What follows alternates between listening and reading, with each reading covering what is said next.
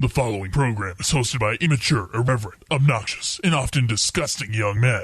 Listener discretion is advised. This time on Nude Clan. Welcome to the family. Shall we play a game?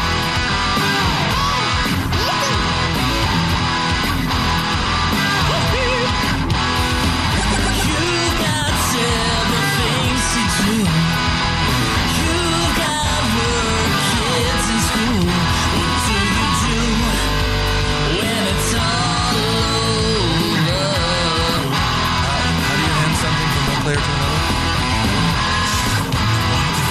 Dark soul light. Turn on the TV, pick up the controller and play some games with the new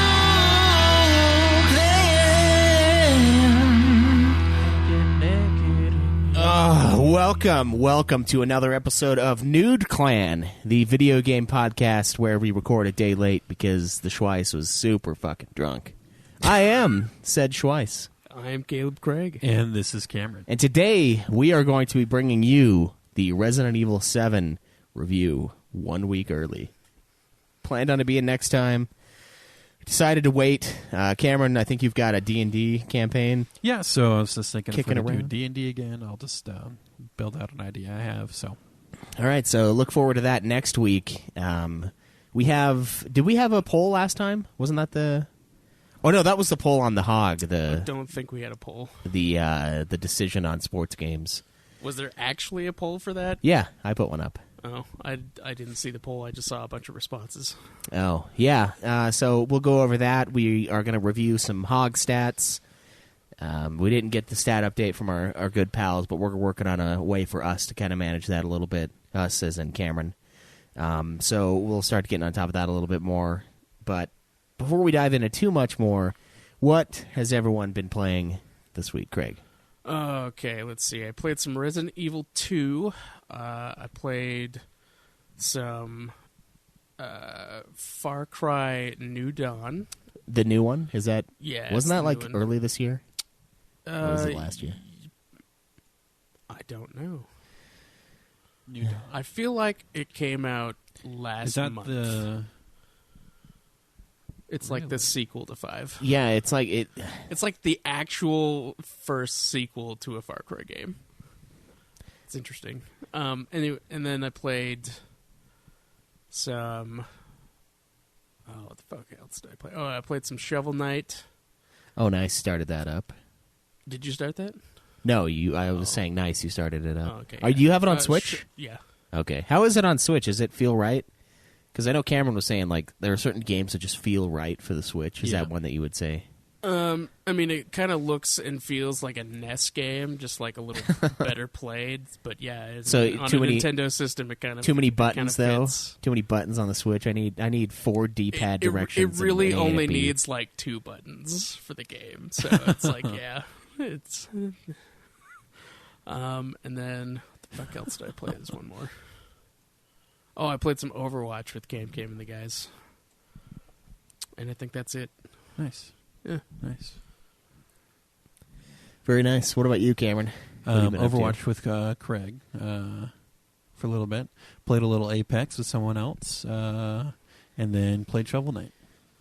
How are you liking that Shovel Knight so far? It's fun. I'm liking it. Nice. I need to get on that. yeah. You got like what 2 weeks left for that? Yes. 2 or 3. I think it's How 2. if you wanted to rush it, how long would it take? You think? Not long. But depending on its difficulty, though. Depending on the difficulty, it's still like 6 hours.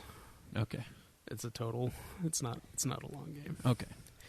All right. Well, I did play some Apex Legends, I believe, Saturday night after we recorded last week's episode. You still haven't played with us, though. It's an okay game. It's better when you play with a good team. I played with a couple listeners, Oh, cool. but I'm just not very good at it. And I don't know. I'm kind of getting bored with the whole idea of last man standing. You know, the whole like You hardly ever played in Battle these Royale. Battle Royale games. I don't know. I played a ton of Fortnite. I don't know what you're talking about. You didn't play a ton of Fortnite. I played a good amount. You did not. I feel like I played too much Fortnite. You played like Too 2 or much 3 Fortnite. games of Fortnite. That was way more than 2 or 3 games. I was on there all the time for like a week. Not with us. You Well, yeah, were. not with you, because I have like asshole work schedule. I'd be doing it while Craig is waking up and you are 3 hours into your work, and then I go when you guys get back. Like this week, I work at 7:30 at night. Man, that's terrible. Anyways, a fun tactic that we've tried to implement to hilarious success is you wait on the dropship until you notice kind of a lone wolf pack of other people dropping off their own direction. You drop off and follow them all the way down until they land, and then all 3 of you gang up on one of them at one time, just punching the fuck out of them. There's nothing they can do. The panic sets in, and they jerk back and forth. They can't run away because all 3 of you are just punching the fuck out of one person at a time. You go hunt them all down and just punch them to the ground. And That just sounds eliminate them within seconds of dropping. That sounds like the toxic Dissidia NT community. That's what I've heard. Like, all it is everyone fucking one guy, and then they just fuck the other 2. And so it happened where we all dropped. This guy runs for this supply crate, and he doesn't know what's about to happen within 2 seconds of him hitting the ground. The dude was in game for maybe, including dropping, this guy was in game for about 30 seconds, and then he was no longer in game. It's just like the fucking Warriors movie. He turns around. You guys have like the like baseball cap on and like the fucking sluggers, and he's like, oh shit. And this guy dropping on his own. Warriors. He totally doesn't check behind him because he splits off from the main drop group, right? And he's dropping down by himself. If he just did the free look and looked behind him, he would have seen all 3 of us just fucking on his ass right there. Oh man, I would if I was him, I would be so fucking mad at the game. I don't know if I'd ever play it again. That's a great way. It sounds like a wonderful community. It is. We're just adding a toxic element to it. That's all. Yeah. So I played a tad of that. I also played. Let's see, what did I played Overwatch with you guys. That was fun. I played a few games. I was too drunk to be good. Next time you need to play with only being slightly drunk, just drunk enough to be good. Yeah, I But was then pretty not bad. too much to fall off the edge. Yeah, I think I was doing okay in the beginning. It's the team play and the tactics that get you going. Yeah, it is, and I'm just not. I don't know. I'm just not geared towards that in that game yet. I mean, you guys are calling out like, "Oh, blah blah blah, top left," and I'm like, I don't know who that is. Like, I don't know who any of these people are. I know the super fast lesbian chick, the Japanese guy that I always play as, and the big fat fuck. Roadhog? Roadhog, and that's it. That's like all I know. And I guess the Soldier 76, but nobody plays the same as far as I can tell, so doesn't matter. Huh. Well, if you keep playing with us, you will get into the Yeah. tactics of the game. So I played that, and then I played like 17 hours of Final Fantasy, or Dissidia Final Fantasy this week. I'm doing the story campaigns for every character, and then I'm going to do, I guess there are 10, and then there are 2 campaigns after that for like the finale kind of thing. Mm-hmm. And I just finished Zidane last night, so I have Tidus from 10, and then the final 2 campaigns, and that game will be finished. It's pretty fun. I think it's a fun little game to kind of mess around in. Surprisingly fun, I would say. I think that one has the best gameplay. The first one? Yeah. Really? I hear Duodecim is the best gameplay-wise from a lot of people. I mean, it's similar, but I don't know. I kind of like the first one's a little better. It took me like 4 campaigns to figure out the system that it probably told me in the beginning, but I was like, why am I not killing these people? Like, and then I'm like, the circle attacks build the square attacks power. Oh, okay, this is the simplest thing of all time, and it's really fun.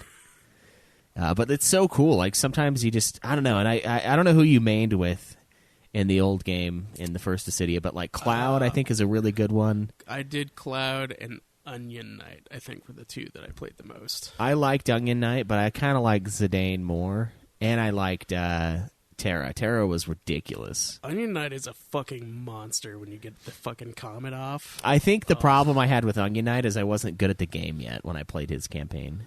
And, like, Squall is so fucking bad, dude. He's so slow. His Renzoken move is awesome, but... Yeah, his moves are cool, but he's slow as shit. And Yeah. like, I had a similar problem with playing as Cecil. Yeah, I was like, I love Cecil's character, but, like, God, He's got some sweet stuff where he changes to, like, the Paladin and then Dark Knight, and has some sweet moves, but yeah, it's kind of weird to, like... his playing isn't as great. Warrior of Light is fucking OP, too, but... Yeah, Warrior of Light's cool. It's a fun game, though. I'm having a lot of fun playing it. The story is fucking horrible, but Oh, yeah, it is. I don't know how you could make a good story. I mean, for what it is, but they definitely did not do that. But I played a ton of that this week, trying to finish it up for Ultima Final Fantasy. But that is it for me. I'm pretty sure. I don't think I played any Wii Bowling again. No, I might have played it on Saturday or Sunday. Still a lot of fun. The Wii's still great. Jace threw the fucking Wiimote, and it flew Classic. behind the TV. Nice. Yeah, Too bad I didn't. That's fly why at those your TV. fucking Wii straps exist. I know. I don't have it though on mine. He cut it off. Yeah, It's fucking Safety's for safety, bitches. man. I cut off excess. It's like the very beginning of every Wii game is like, don't forget to strap this on so you don't fucking throw the controller. yeah, yeah. He got a little excited. Sadly, he's beaten me in bowling though. It's pretty sad. Oh, he's beyond pro. No, he's not beyond pro, but he did beat me a couple rounds. I was doing pretty shitty. But that is it for what I've been playing this week. The real question, guys, the only question that matters for our hog, has anyone beaten a game this week? Yeah, I beat Overwatch, Shovel Knight, Far Cry New Dawn, and Resident Evil 2. Okay, Far Cry New Dawn. Is that an actual game, or is Yes, it it is. or is it a DLC? It's an actual game. Because it sounds like a DLC to me. It kind of does, and it kind of feels like one, but it's a separate game. You sure, Craig? Yeah, I'm sure. I don't know how I feel about that, Craig. Why don't you feel? What don't you feel about that? It just sounds. I mean, is it? What's it called? Is it called Far Cry 5 New Dawn? No, it's just called Far Cry New Dawn. All right, I guess I can't really argue it if it's worded like that. But we have results from a particular poll that I put up last week, deciding when a sports game should count for the hog. The options were a full regular season, the big game / series, and winning the championship. What I wanted totally won, which was a full regular season. But here's where it becomes difficult to truly gauge, because we have on our hands a similar situation with games such as like Fortnite, or I think even Apex Legends has seasons, right? Overwatch has seasons. Right. So how do we but count? Then, That's but we their counted something seasons else are a on little Overwatch. different, though. On Overwatch, we counted as soon as you prestige. Okay. Yeah. So the problem I would have here is like, what would you do for Fortnite? Like, would you? I don't know. I haven't thought about Fortnite has an actual campaign. Right, but in a lot of ways, some of these going away. sports games Is have it? campaigns. Are they removing it? But anyways, another question is, Well, if the game that has a game campaign, story then mode, it's solved a for campaign you. mode, then yeah, go play that. That's the hard part, though, is it's not really about the story, and so we need to decide, like, if it has a story, does it really count? If the game is never meant to be, It's content. If you a can game play that has you a can beat. campaign, then you play the campaign. There's no question. Like, if 'Cause- freaking Burnout Revenge had a campaign, Remember the argument we when would have we, played the when we- campaign, not when just we done every beat race. Rainbow Six Siege. yeah, that had a campaign. Yeah, but It the wasn't really a campaign campaign. It was like 10 tutorials. with credits. Yeah.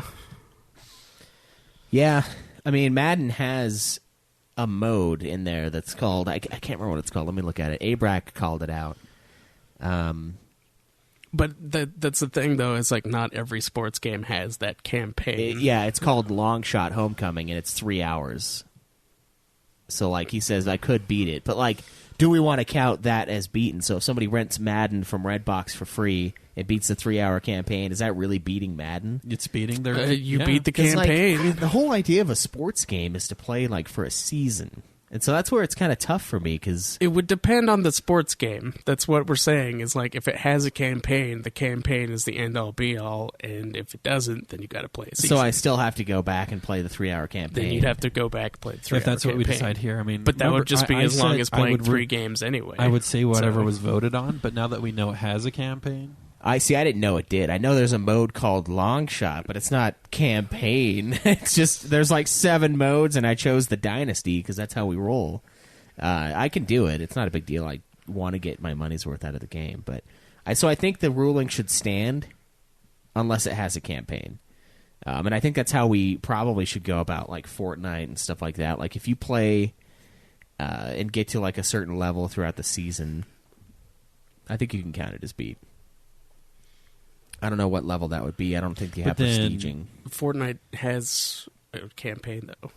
That's the difference. For now, though, when they get rid of it, I don't know. what do you do? No I one don't know plays why it. they would get rid of it. That's ridiculous. Yeah, it's no one plays it, but like it's a single player, and I think you can do co-op on it. I don't know, but like whatever. There's no reason to get rid of it.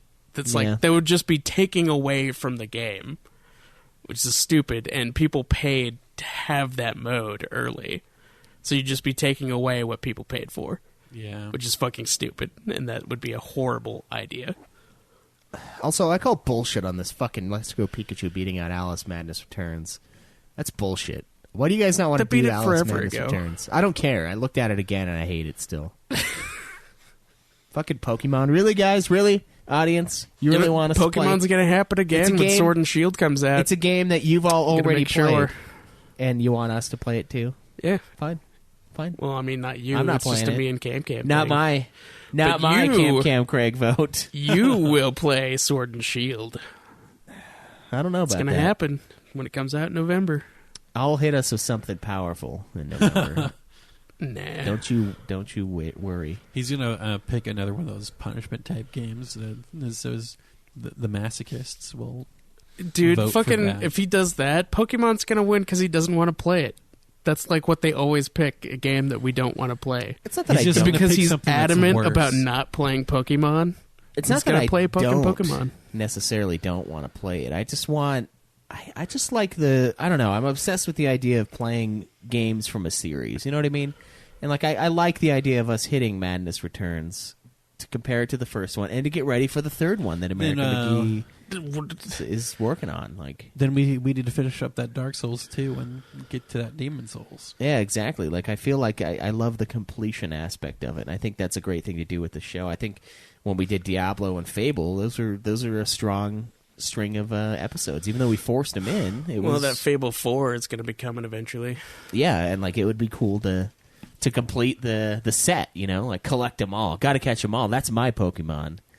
It's got to catch them all. Like beating these fucking games, these series and things. That's so. I'm a Pokemon hunter. I just hunt series instead. You know, like I'm looking for the Charmander, the Charmeleon, and the Charizard.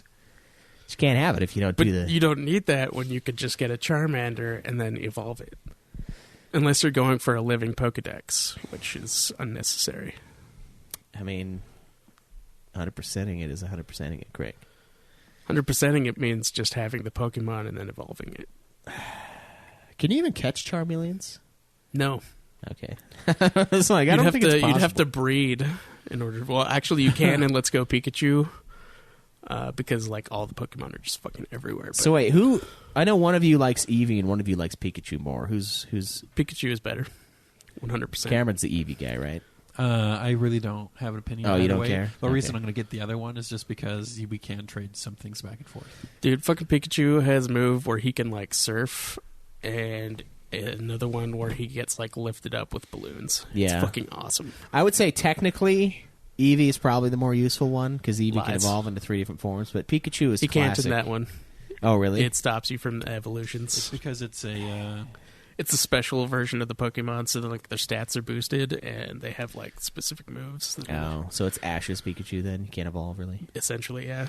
I kind of like Pikachu more because he's more of a classic, iconic one, but I can see why people would choose Eevee. It's funny to me that Pikachu became the icon when he wasn't going to be. It was going to be a Clefairy.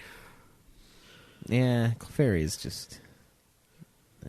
nobody wants a fairy fuck as their icon. You know what I mean? A fairy fuck. Wow, that's... Okay. You fairy fuck. I'm glad Pikachu became the face, because it's much better than the Clefairy becoming the face. Yeah. Yeah, Mr. Mime would be a cool one, but... It's because, like, Gengar is, like, the shadow of Clefable, which is the evolution of Clefairy and stuff like that. So there's, like...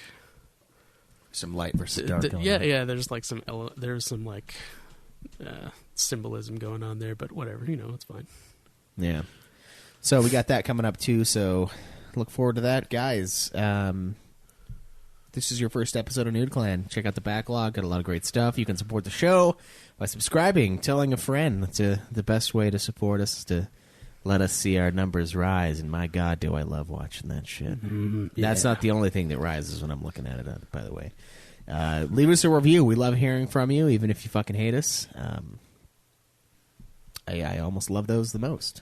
We get to rip them apart, and then also take a few nuggets of knowledge from it, but only a few. You can support us by patreon.com/Nude Clan Podcast. Got a lot of reward tiers there. We're going to be calling in a couple people here soon to get some Patreon episodes done. One of them, we have a forced entry for these two guys, Cameron and Craig, and he's going to join us for that review when it comes up, when we go back to you guys' turn, which we just barely fucking voted on, unfortunately. We're going to have a couple other guys. A for Extreme I'm working on getting him on here, hang out with us for a while, since he's half of After Dark, as we know. We have... He also hops online with us all the time, too. He does, yeah. He's a pretty active guy.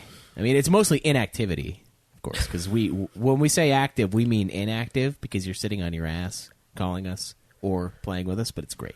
It's exactly what we want. Yeah, you can add me on PSN. It's Schweiss1 for me. If you guys want to give yours out, you can.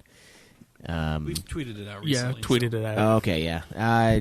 I'm always open. I'll accept every friend request, even if it's a porno thing, and I'll reply. I think you can only he just won't accept up to actually 200 play with people, you though. unless the stars fucking align. Just so you're aware.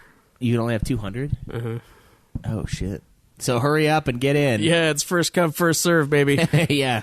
That's a lot bullshit. of porn accounts. That's bullshit. No, I do have some.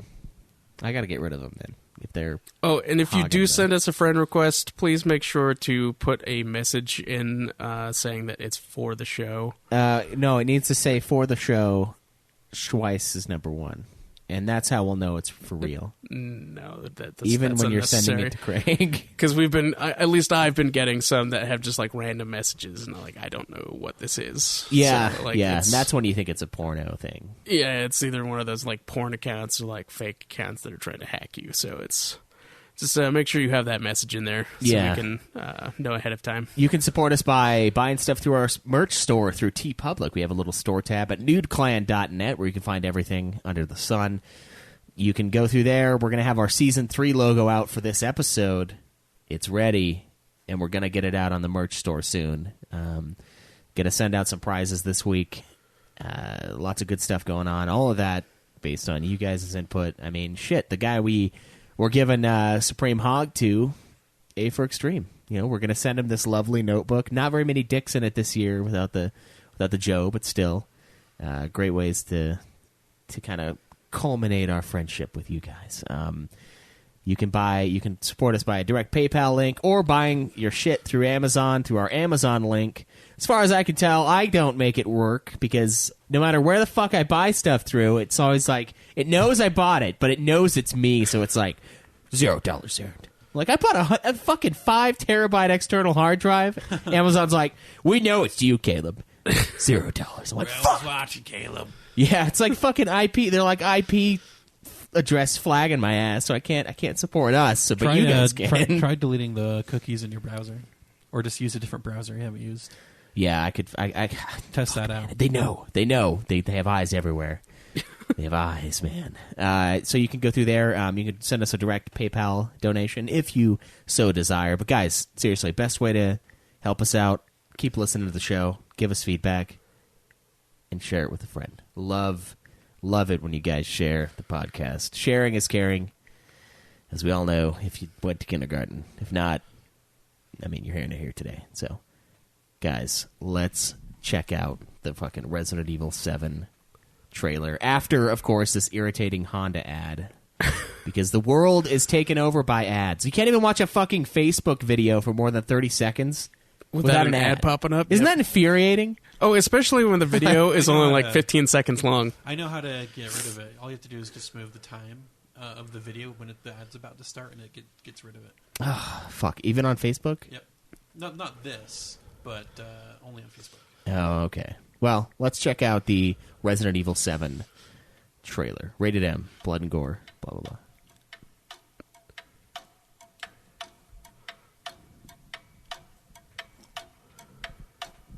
Oh, trailer's spoiling part of the game.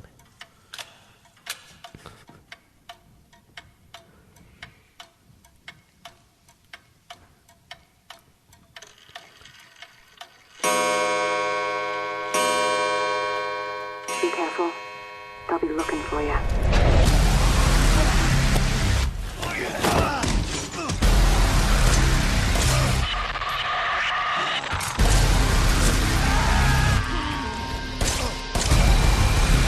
Somehow the dude playing through the trailer has shitty aim.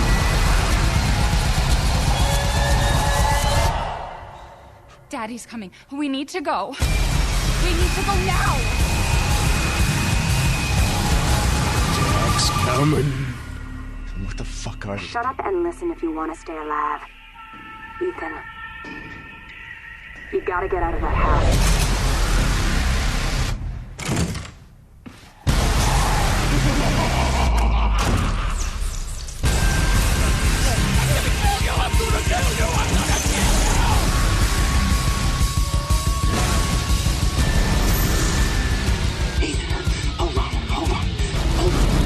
Kind of an odd trailer. Alright, what do you say we play a little game?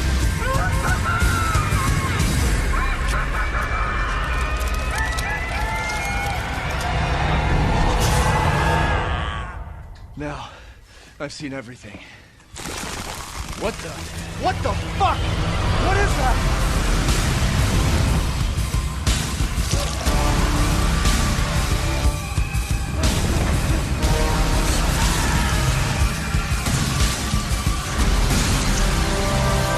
What the fuck are you talking about? They're dead. They're all dead. This house has seen more than you can imagine, and it knows.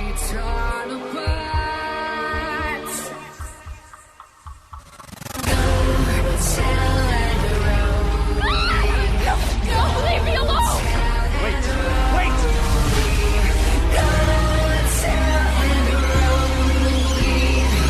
Ethan, don't lose it. It's important.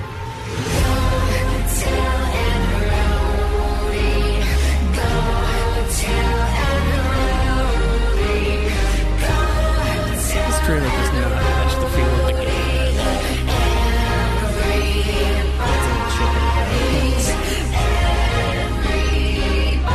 It's like everything they're showing is...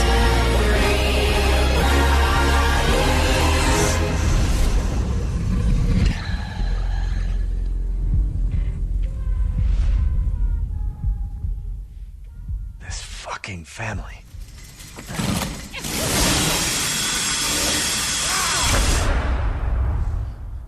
Available now. Has been for years. Resident Evil 7 survival horror game developed and published by Capcom. Released in January 2017 for Windows, PS4, and Xbox One, and later in May of 2018 for the Nintendo Switch in Japan. So it kind of takes... I don't know. This is... Resident Evil 5 and 4 are a little more action-y, and this one kind of feels like those a little bit more. But 6 is the one that, like, everyone hated and was, like, too action-based. And I feel like with Resident Evil 7, Capcom really tried to go back to its roots of horror. Because it became more of an action shooter, a third-person shooter, more than anything else. And the whole idea behind Resident Evil was to be kind of scary, kind of freaky, you know. Mm-hmm. And Capcom made Resi 7, and they really brought it back to the the olden days. And I remember seeing this is when I was really into watching E3, and I was watching E3 at work, and they like showed the trailer for this game, and I was like, oh my god, what the hell is this? This looks so cool. And it wasn't that trailer. It was a much better trailer than that. That didn't give away every single aspect.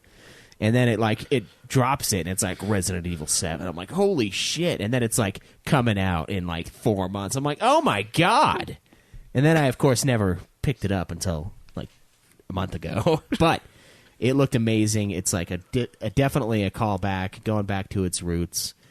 They really did a reset on the series. And they kind of... 7's story, as far as like the main campaigns, and like because all of them up to this point kind of lead into each other in one way or another. Generally, they have separate characters for each of the games, like Jill and Chris Redfield in 1, and number 2, it's Claire Redfield and Leon Kennedy.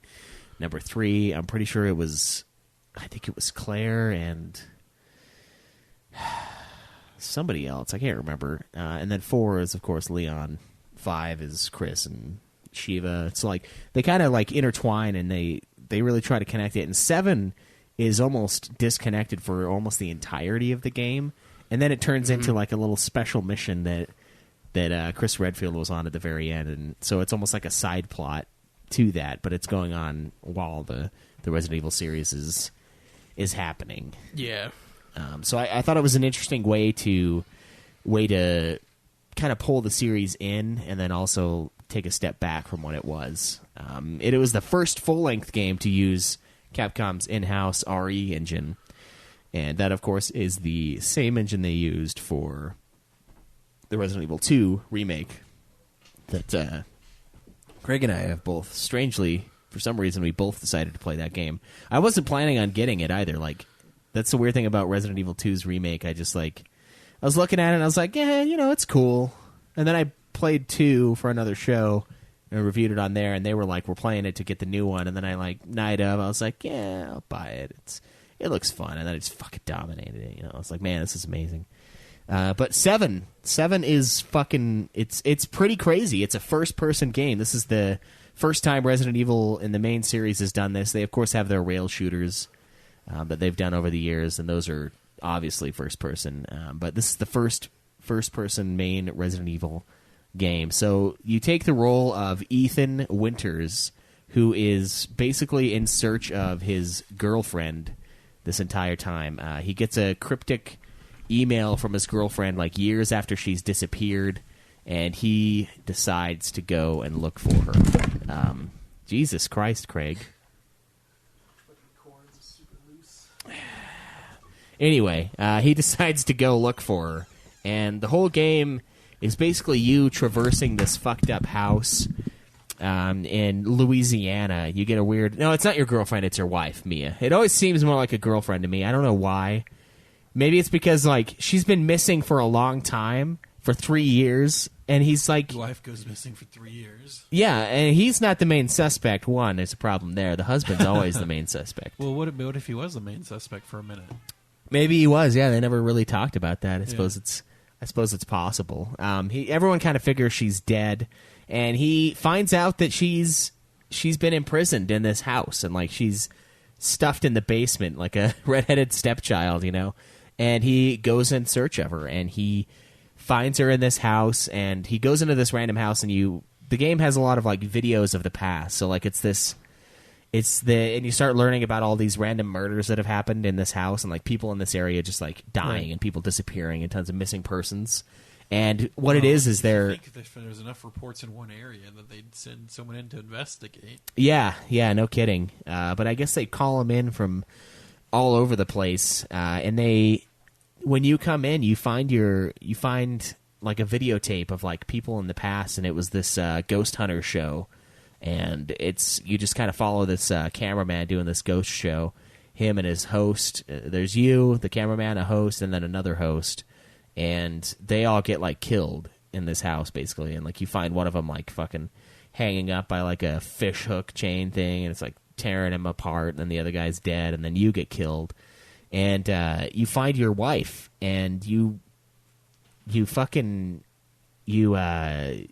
it's like super fucked up. Your guy gets his hand cut off, like by a chainsaw, and they like stitch it back on, and it's weird because it's like your hand is just fine again. It just works. Yeah, I think there's some mind stuff going on then. Maybe, but you start finding out that there's this fucked up family living here in this previously thought to be abandoned house, and so you've got the main dad. His name's Jack. He's apparently the main baddie, is what it kind of seems like for the longest time. He's running around. Mia is supposedly their daughter, and that's your wife. There's an old granny character that's kind of just laying around, and you also get Jack's wife, who is crazy. Mia isn't their daughter. They're just kind of pretending that she is. They invited her to be part of the family because of reasons. Yeah. So like it's like this weird family unit, and when you find Mia, she's like all into you getting out, and then she like something happens and she just starts turning super evil and she attacks you, and you end up like blasting her, and she seemingly dies. And then you kind of move on throughout the game, and you start learning more about the disease that they have, and it's kind of similar to Resident Evil 4, where they're not really zombies like in the mindless brain eating sense. They're more zombies as in like a hive mind where something is controlling them, and that thing has an objective, and they carry out that objective. They do things to carry it out. So it is still a zombie in a way because you are powerless, but you are still alive, is the idea. So you end up finding Jack, and you do this big duel with Jack as you're like just searching the house and coming up with clues and unlocking the area. And it very much feels like Resident Evil again, with the puzzles and with like the way you navigate through the home. And you eventually find Jack in the garage, and you do a big face-off with him where he just fucking like starts hauling ass and like beating you down. And the crazy thing is like right before this, they do, like Cameron said, why aren't they sending a cop out to investigate? They do send a cop out, and he like comes to the window. After years of rumors of what's going on, yeah, people disappearing, they finally got around to sending. I think it's one only guy out. months for this. It's only a few months, I think, that she was missing, and that they brought the. No, but after years of like rumors that people go disappearing. No, because your wife has been gone for 3 years, and like that whole time they've been kidnapping. Was it 3 years? And I thought it was people. 3 months. No, it was 3 years. It's been a long ass time. That's why it seems kind of too long, almost. Like it's too much. And so that was one of the parts that was kind of weird to me. But no, and then as you're exploring the house, you're finding like news clippings of like people going missing, and then you're seeing evidence of them dying and like shit like that. So yeah, a cop shows up, and he's like, your guy's like freaking out. He's like, oh my god, these guys have me captive, and he thinks you're crazy. He's like, nobody lives here, like you're trespassing, whatever. And then he comes and like into the garage, and he meets up with you, and then Jack just like fucking brutally murders the guy. He like cleaves part of his head off or something like that, and then he cuts his head off. And then you have a big battle with Jack where you eventually get into this car and you fucking run his ass over like 3 or 4 times. And I didn't do that shit. Oh, you didn't? No, see, like I couldn't. I tried to get into the car, but he took the car from me, and so he started doing like donuts, fucking hitting me with the car. Oh, I hit him with the car. I fucked him up. Yeah. Anyway, you end up fighting him, and then and you just like beat the shit out of him, and then he eventually like takes your gun from him, and he's like, you're if you think you know what's going on, you're wrong. And then he just like fucking shoots himself in the head, and he like falls down, and your guy's like, holy shit, oh my god. He's like freaking out because this guy just committed suicide right in front of him. And then you continue exploring the house, and the whole fucking time, by the way, there's like a grandma character in the beginning of the game that's just sitting at the dinner table, because once they cut your hand off, you wake up and they're eating all this slop, and they're trying to feed you this weird little like virus looking thing, and they're trying to feed it to you, and that's presumably what makes you join the family, like makes you part of them. Slop. Yeah, it's like they're trying to control the food. Yeah, it's like they're putting a fucking tapeworm in you, but it takes over completely instead of just eating all your food. And when you escape that room, the only person that's in there is the granny, and she's just always looking at you with her wheelchair. And throughout the game, you'll like come out of a room and go into another room, and the granny will just be in there with her wheelchair. She's like not moving, but her wheelchair. But she'll her head will follow you a little bit as far as it can until you go behind her or whatever. Yeah, but the whole game, she just keeps appearing slowly behind you, and she's slowly following you around in her wheelchair or something. Yeah, and the whole time I'm like, she's the final boss. I'm like, the granny's the final boss. There's no question. So anyway, you take out. Well, he takes himself out basically. Jack does, and then you go out and you explore the rest of the house. You find access to a second little house. And this is where you run into the mom character of the family. Don't forget that Jack gets revived immediately after that and starts trying to look for you in the house as you're trying to figure out how to escape. Yeah, so he's back up alive, and you're freaking out as to how he was able to do that, right? Yeah. And then you get to the second area, and it's they have beehives and shit. It's a weird bee-centric area of the game, and you end up finding the mom who transmorphs her vagina into a fucking beehive that births out giant bees. Yeah, I messaged Schweiss when I was playing through that. What's really going on? I messaged Schweiss when I was playing through that part, and I was like, dude, freaking Margaret has the worst case of blue waffle I've ever seen. Yeah, she's got serious waffle twat going on. It's just a waffle hive in her crotch, and bees come out and they attack you. So you kill it with fire, of course, and you knock out Margaret. Don't ever those words in that order should never. I know. I was like, dude, I kind of feel bad for Jack. I know, yeah. Well, and Craig's like, I feel bad for Jack, and I'm like, why? He gets a new hole every night. And Greg is like, oh, don't ever say that. The one from the last night though has got to be just destroyed. There's nothing left there, nothing to be had.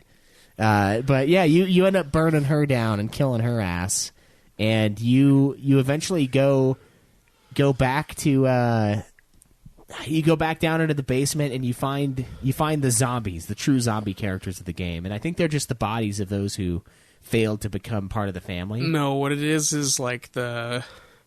they explain it at the end of the game where if there's enough of the goop or whatever, the black mold or whatever it is, then they can become a sentient creature from the thing that's controlling them. Oh, okay. She can form live bodies out of the mold or whatever. The zombies in this game are pretty freaky too. They just come out of this goop that's laying in the floor and in the corners. And in the basement, so it's the swamp thing or something like that. Yeah, kind of. In the basement, they start popping out. Yeah, they're just they have humanoid shapes, and they got a lot of sharp teeth and claws that come out of nowhere. Yeah, so it's less it's very less traditional zombie and more. Just they're full on monsters. They're really hard to kill, and they just kind of come after you, and they can stretch their limbs to attack you and shit. Yeah, but they're very slow and lumbering. Yeah, it's a bitch to hit anything in this fucking game though. So it's hard. They're freaky because of that. And then ammo and stuff is limited. You have to find other ways to just run or find something else, right? Usually pretty just much fleeing, yeah. Unless you're a badass and try to fight them off with the pocket knife, which I have done. I wonder and if there's a playthrough of someone actually fighting off most of the monsters successfully. Yeah, it could happen. I mean, yeah, you can. There's a ability to defend yourself, which you take a third the damage you normally would, or you can kind of dodge their moves because you can kind of see it coming, and their attacks are really slow. So if you just aim for the head the entire time when you're attacking them with the knife, you can easily take them out. Especially when you get the combat knife later on. Yeah. But while you're traversing this house, you get phone calls from another character named Mia, and she is Zoe. Or Zoe, yeah. Mia's your wife. Fuck. Too many three-lettered names in here. But you get calls from Zoe, who is one of the daughters of the family as well, and she kind of tells you that they're all infected with something, and they're all part of the family. And it's this. And she wants to help you escape because she doesn't want to be infected anymore. Yeah. So you are infected, and you do get taken over, but you still have some sentience within you. It's really weird. It's a really weird concept for a game. Anyway, you kill the blue waffle. You take her out. She's dead. And then I think the next thing you do is you go into the trailer and the you find brother has kidnapped both Mia and Zoe, and Yeah, he tells you that he needs you to join him for the party. Yeah, he's got this party rave going on in his area, and you have to go back and like find key cards. Yeah, you got to find the key cards to even get in, and then he like shows you where they are and stuff like that, and taunts you basically to like get through. And then he has like the entire area booby trapped, so you got to like navigate through that while killing whatever zombies you find. Yeah, and his clue is in the fridge, and it's the head of the cop that was killed earlier, and so you have to go down to the morgue and find his body, and like one of the key cards like shoved down his throat. Yeah, you have to like stick your hand into the guy's like head hole thing and down his throat and like pull out the key card, and it's like it's pretty disgusting. Oh, there's a lot of disgusting shit. I mean, this guy has had to like grab shit out of like the most horrible looking toilet. Had to grab some stuff out of a cop's throat. Like all sorts of like disgusting shit happens. Yeah. So you unlock the party zone and you find him, and it's funny because this area is, once you get past the booby traps and the shit in the beginning, you come across one of the areas that you found in a tape earlier. And it's like this birthday party thing where you saw the trailer where it was like, happy fucking birthday, light the cake. And what you're supposed to do, and what you do in the video you get at first, is the wrong way. It's the way you die. And you have to like pull apart a bunch of different things, and like it's like this weird puzzle. And you have to unlock things. And one of the things you have to use to like get one of the clues is you have to open up this bottle or this fucking barrel that has oil in it, and you open that up and to get like the key screw thing to put into like the automatron thing in order to get it to write what the clue is. Yeah, right, with the password to unlock one of the other areas to like turn off the faucet, because every time you walk towards the birthday cake, this like automatic faucet thing drops so much water on you, so the candle you're holding, its light goes out. Right. And in the old video, the one where the guy dies, he pulls out the screw, and the whole thing is you're supposed to know the code because you watched the video, so you don't need to pull that out. And the barrel is full of oil. Yeah. And when you put the light on the birthday cake, it explodes, and the oil just lights on fire, and you just roast to death in the room. But instead, you know the code, so you don't pull the cork out, and so it just explodes. And then the guy gets super pissed and like throws a bomb in at you, and then you kind of chuck it back out and blow a hole in the wall. Nice. And that's how you traverse through his party. Okay. Yeah. It's crazy though, because like there's a part in there where you have to blow up a balloon to get the quill that the guy writes like the code on, and like you put the balloon on the wall, and the balloon explodes, and it launches shards of stuff, and it's then like, a bunch of nails and things. And one like, of the nails goes through your hand. Yeah. And I'm like, known a balloon to be able to throw stuff out. Yeah, and then I'm also like, you saw that in the video. Why did you fucking stand in front of the balloon when you stuck it on the thing? Like, just put it on there and then get the hell out. I thought that same thing is like you're watching it blow up, but you could just like move to the side. Also, how the fuck did he get two balloons to hit you in the same exact spot in the video and also in real life, where one goes through your left hand and the other the quill stabs you in the gut? Like, that's precision balloon making. He practiced this. He's been doing this for years. Yeah, man. Plus, like, your character is a god anyway, and, just stapling his hand back on is all it takes to be able to move it again. Oh, I think there's some psychological stuff going on, too, in his head, because, like, I don't know. That's really super weird. And the whole time, whenever you use like cure potions and stuff, all he does is douse like first aid medicine on the hand that got cut off. And so it's like basically you just need to keep your fingernails clean on that hand, and you'll stay alive the whole time. It's really funny too, because like there's a part near the end where you play as a different character, and they'll do the same thing. Yeah, it's and like their hand is like fine anyway, so gotta they're just keep basically just like disinfecting the hand. Got to keep that hand healthy. Yeah, and. Yeah, and you fucking, once you take out this guy, I think this is when you fight Jack again, isn't it? Jack comes back? It's a little later. Oh, okay. Anyway, you kind of crash this dude's party, and you continue to advance throughout the game. And you fight, instead of fighting him, you fight like these big dudes that he brings in. It's like a weird arena that he's built. And then you kill off the big guys, And then I think you do find Jack. Yeah, you do after find Jack this. in the boathouse. Like 'Cause, you escape from that area, and then there's like a boathouse where you find out that's where they're kidnapped at. Yeah. So you get, and the whole time you've been collecting these pieces of like various zombies to make a cure from. Yeah, and you remember the little like baby in the suitcase thing we saw in the trailer? That's Yeah. like one of the components to create the cure. And so the whole time you're like, okay, we need to cure this. I'm going to create these cures to cure Mia and Zoe, and So that's what it's going to be. Yeah, so you free Mia and Zoe, and then you give the stuff to Zoe, and then Jack attacks, and so you have to like defeat him while Zoe is making these cures, and then you defeat Jack. But then he comes back again, and then you have to like stab him with one of the cures in order to actually kill him. Yeah, and this part's really funny because one of the lines that Jack says, he's like, "Zoe, get your ass back in the house." Like, 'cause he's I'll super. deal with you later. He's like super fucked up, like a huge blob creature because you like annihilated He's him. basically like made of black mold now, with like a vague impression of a face and just like a fuckload of eyes. Does he have legs or limbs, or does he just? He kind of has like things shaped like limbs, yeah, and like a giant tail. Up, or is it? He kind of looks like a black mold lizard with like a human face and a shitload of eyes all over his body. And the reason why he's so fucked up is because you did fight him again in that chainsaw battle thing that we saw. And you like cut him up and he just like exploded into this ooze and his legs were the only thing left. And so I guess when you fuck him up enough, they come back as like super jacked up. It's just the hive, the ooze is now all that remains because the body's too destroyed. Yeah, pretty much, yeah. And you fight him off, and then like Craig said, you have to stab him with one of the cures to really finish him off, or else he's going to basically kill everybody. So now you're left with one vaccine, and this is where you have to choose whether or not you're going to save. You're going to save Mia or Zoe, which changes the ending that you get. And I picked to save Zoe. I chose Mia.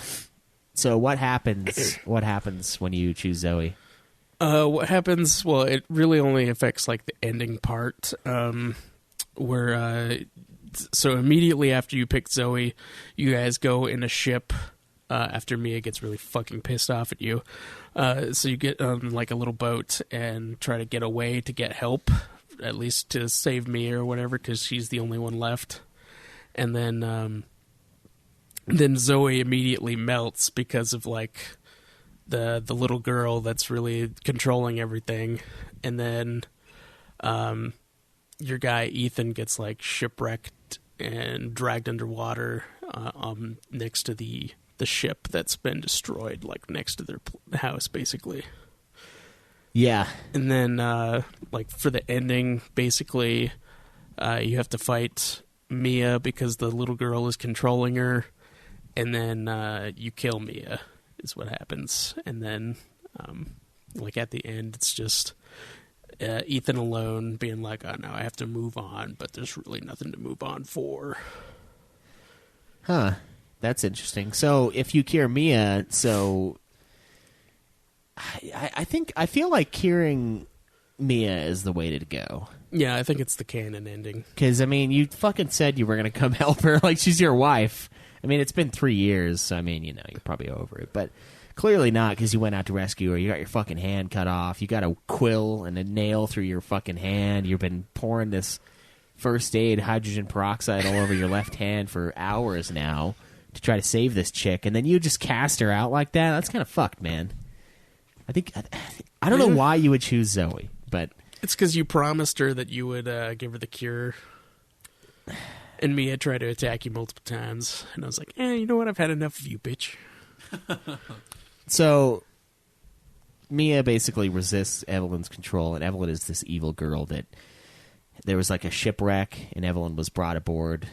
She was brought like into the family, and she's really connected to Mia. Yeah, she views Mia as her mom, and then she kind of sees you as the father figure because you're married to Mia. Yeah.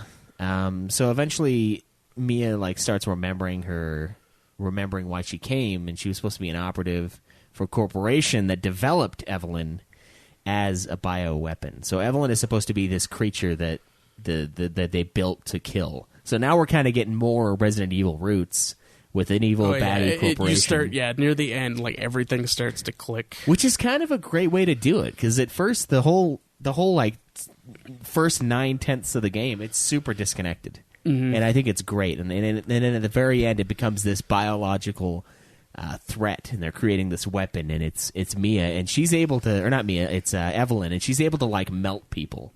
She just like kills them like with her mind. If they're connected to her by having like the slug or whatever they ate or whatever being the zombie things, then she can just destroy them when she needs to. She has like complete control over all of the mold and their abilities. Yeah. So I mean, Mia got infected because, like we said, Evelyn tried to make her mother, and it's really weird. But for me, when you save Mia, it's cooler, I think, because you eventually find the lab inside a salt mine area, and you learn that Evelyn is the weapon, and she's able to infect people, and you can she gets she's the hive mind, she's the mind behind the hive mind, and she gets to kind of and you find out that the brother has been not under her control the whole time, and that he knows what's going on. He's like one of the agents for the people who made her a bioweapon.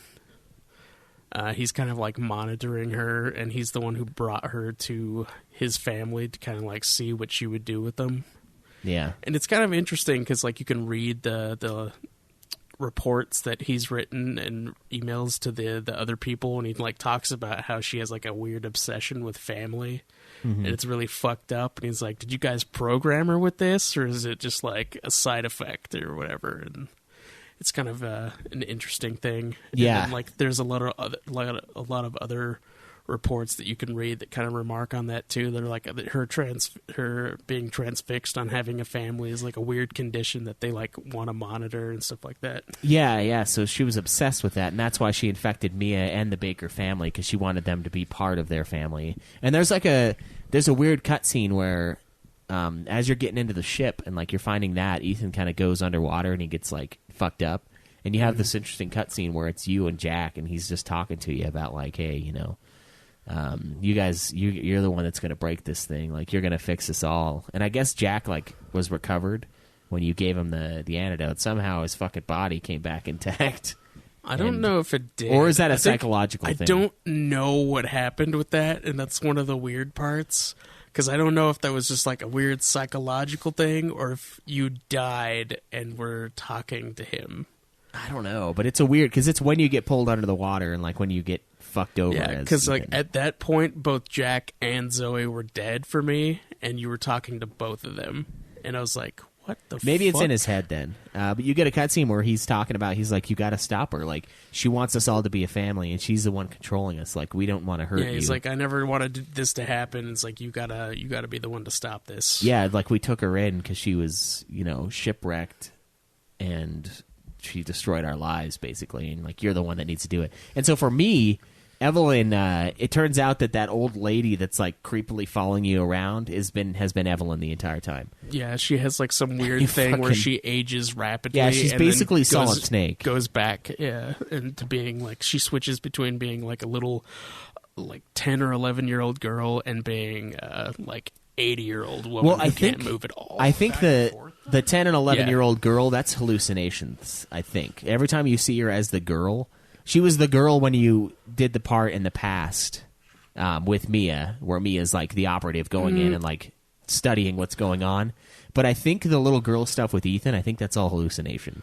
I don't know, because they mention it in some of the reports too, where like you see the brothers' emails and stuff, and they talk about seeing her. He keeps talking about how she like gets gray hairs randomly, and she'll just like age. So you think she is forming? I think herself she just into the little girl too. I think she's like trying to be a little girl the whole time, and she just like loses control and becomes like an old lady after she exerts herself or something. I don't know. Something, yeah. But once you go into the salt mines and you find a way to create this toxic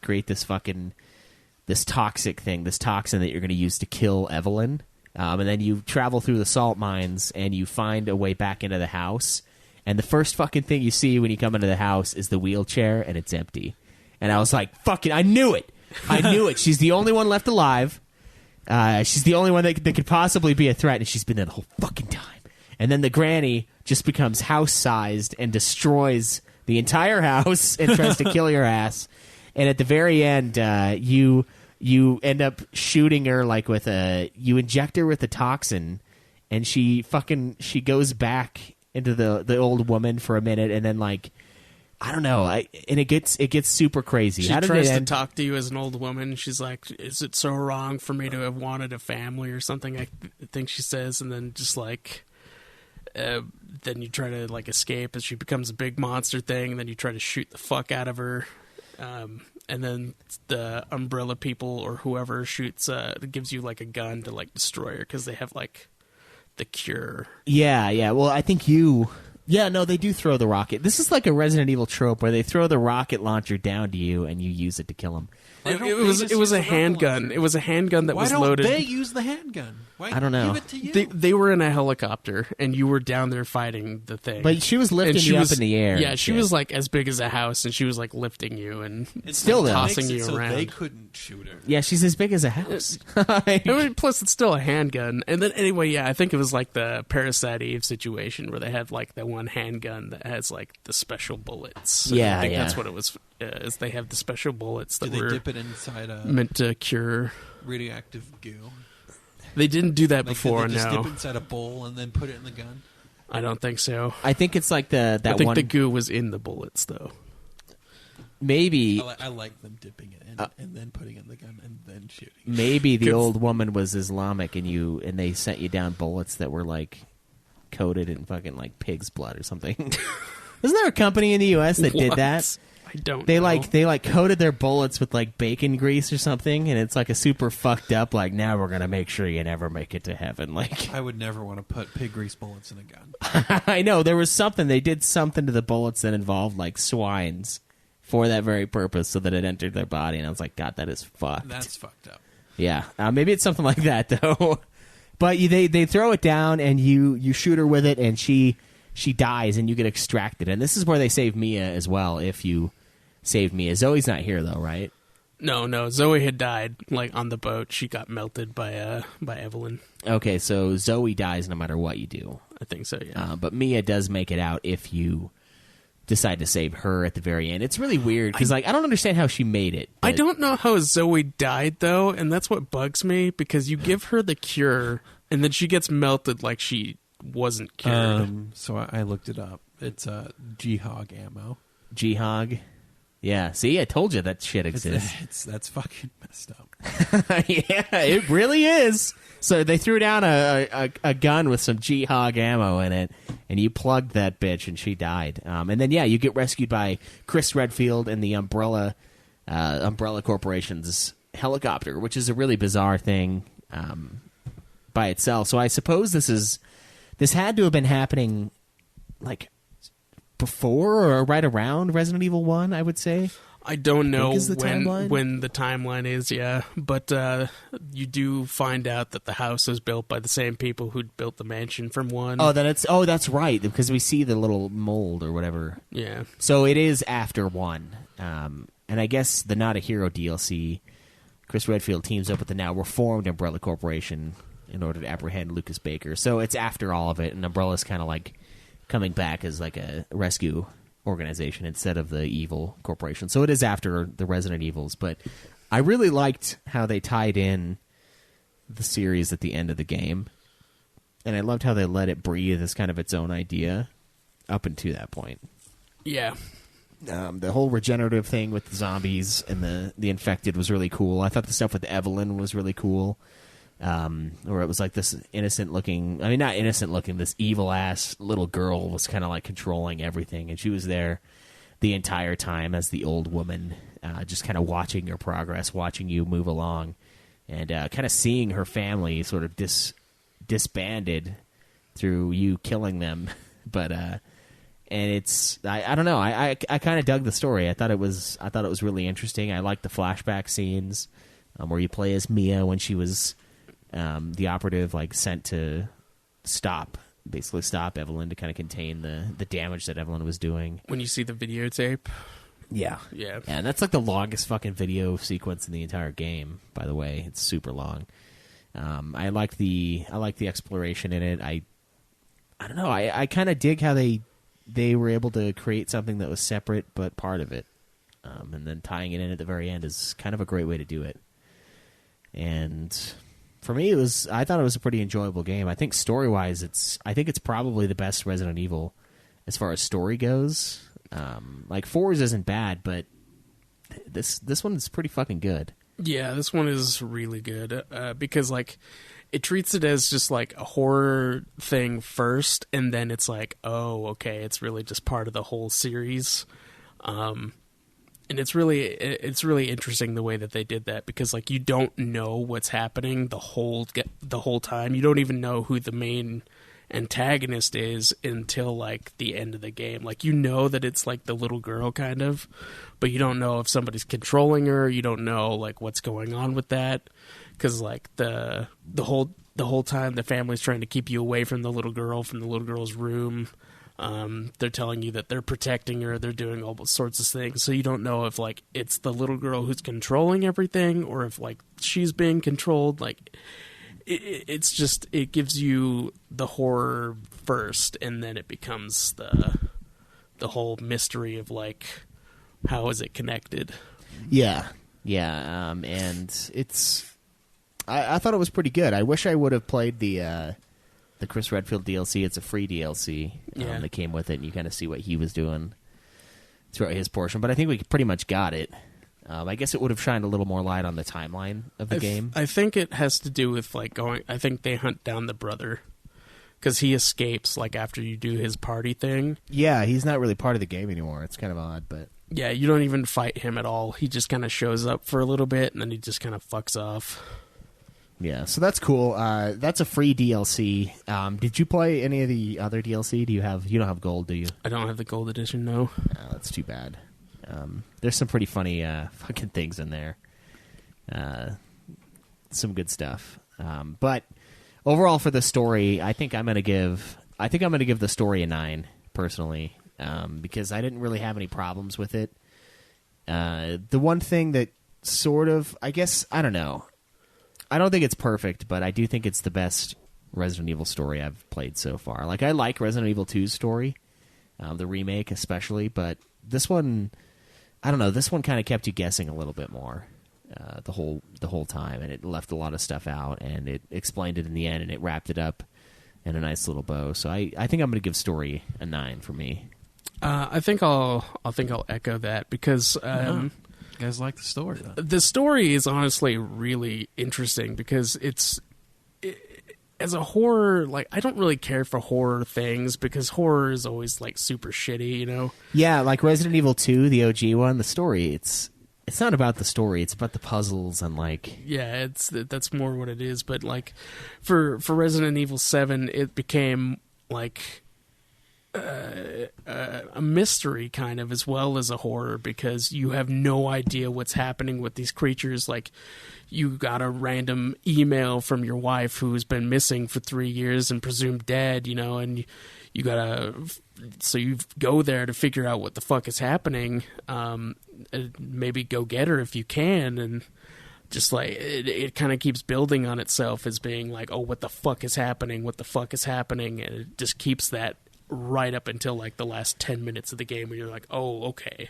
Yeah, you see the wheelchair and you're like, I know what's happening. Yeah, and then it's like, okay, fucking old lady. Like the story like immediately kind of resolves itself like at the end of the game, and the whole time it's just nothing but build up, and it's honestly a really amazing idea for a horror game.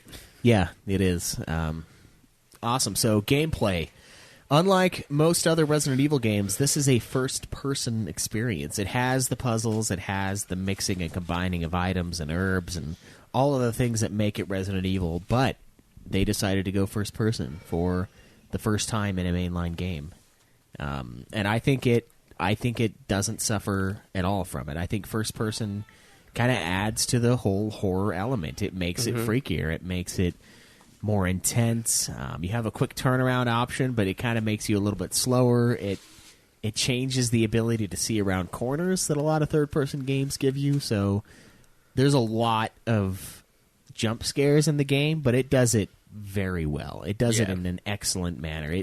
The jump scares, when it does it, like, you can kind of tell when a jump scare is going to happen, but in this game, you totally fucking can't. And did you play it with headphones? I did, yeah. It's freaky with headphones because there's all sorts of like noises and random things going on. Yeah, it does like when you remember playing like Dead Space and you could see the shadows and like the sounds of them scuttling around in the air vents. It does the same thing where you can like hear random footsteps in the background, hear the creaking of the wood, and hear like random animals outside and just like weird creepy sounds just like all throughout like moving around the house and outside, and you have no idea if something's coming for you or not. And most of it's just bullshit sounds. Like it's nothing. There's nothing at all happening, but it's building that gameplay with sound. Yeah, building the tension amazingly. And it really fucks with you too, especially when there is someone following you, because like there's when you're in the main house, Jack is following you the whole time. He's looking for you, and you can hear him when he's close, and you can hear the footsteps. So when you hear footsteps and he's not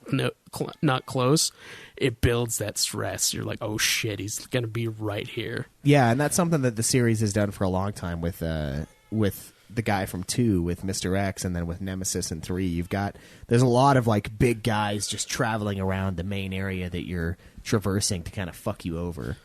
Yeah, and it does it a little bit in the second part of the house too. When you're with Margaret, she like just wanders around the house with like a lamp, just kind of like looking for you too, or just kind of checking on the house.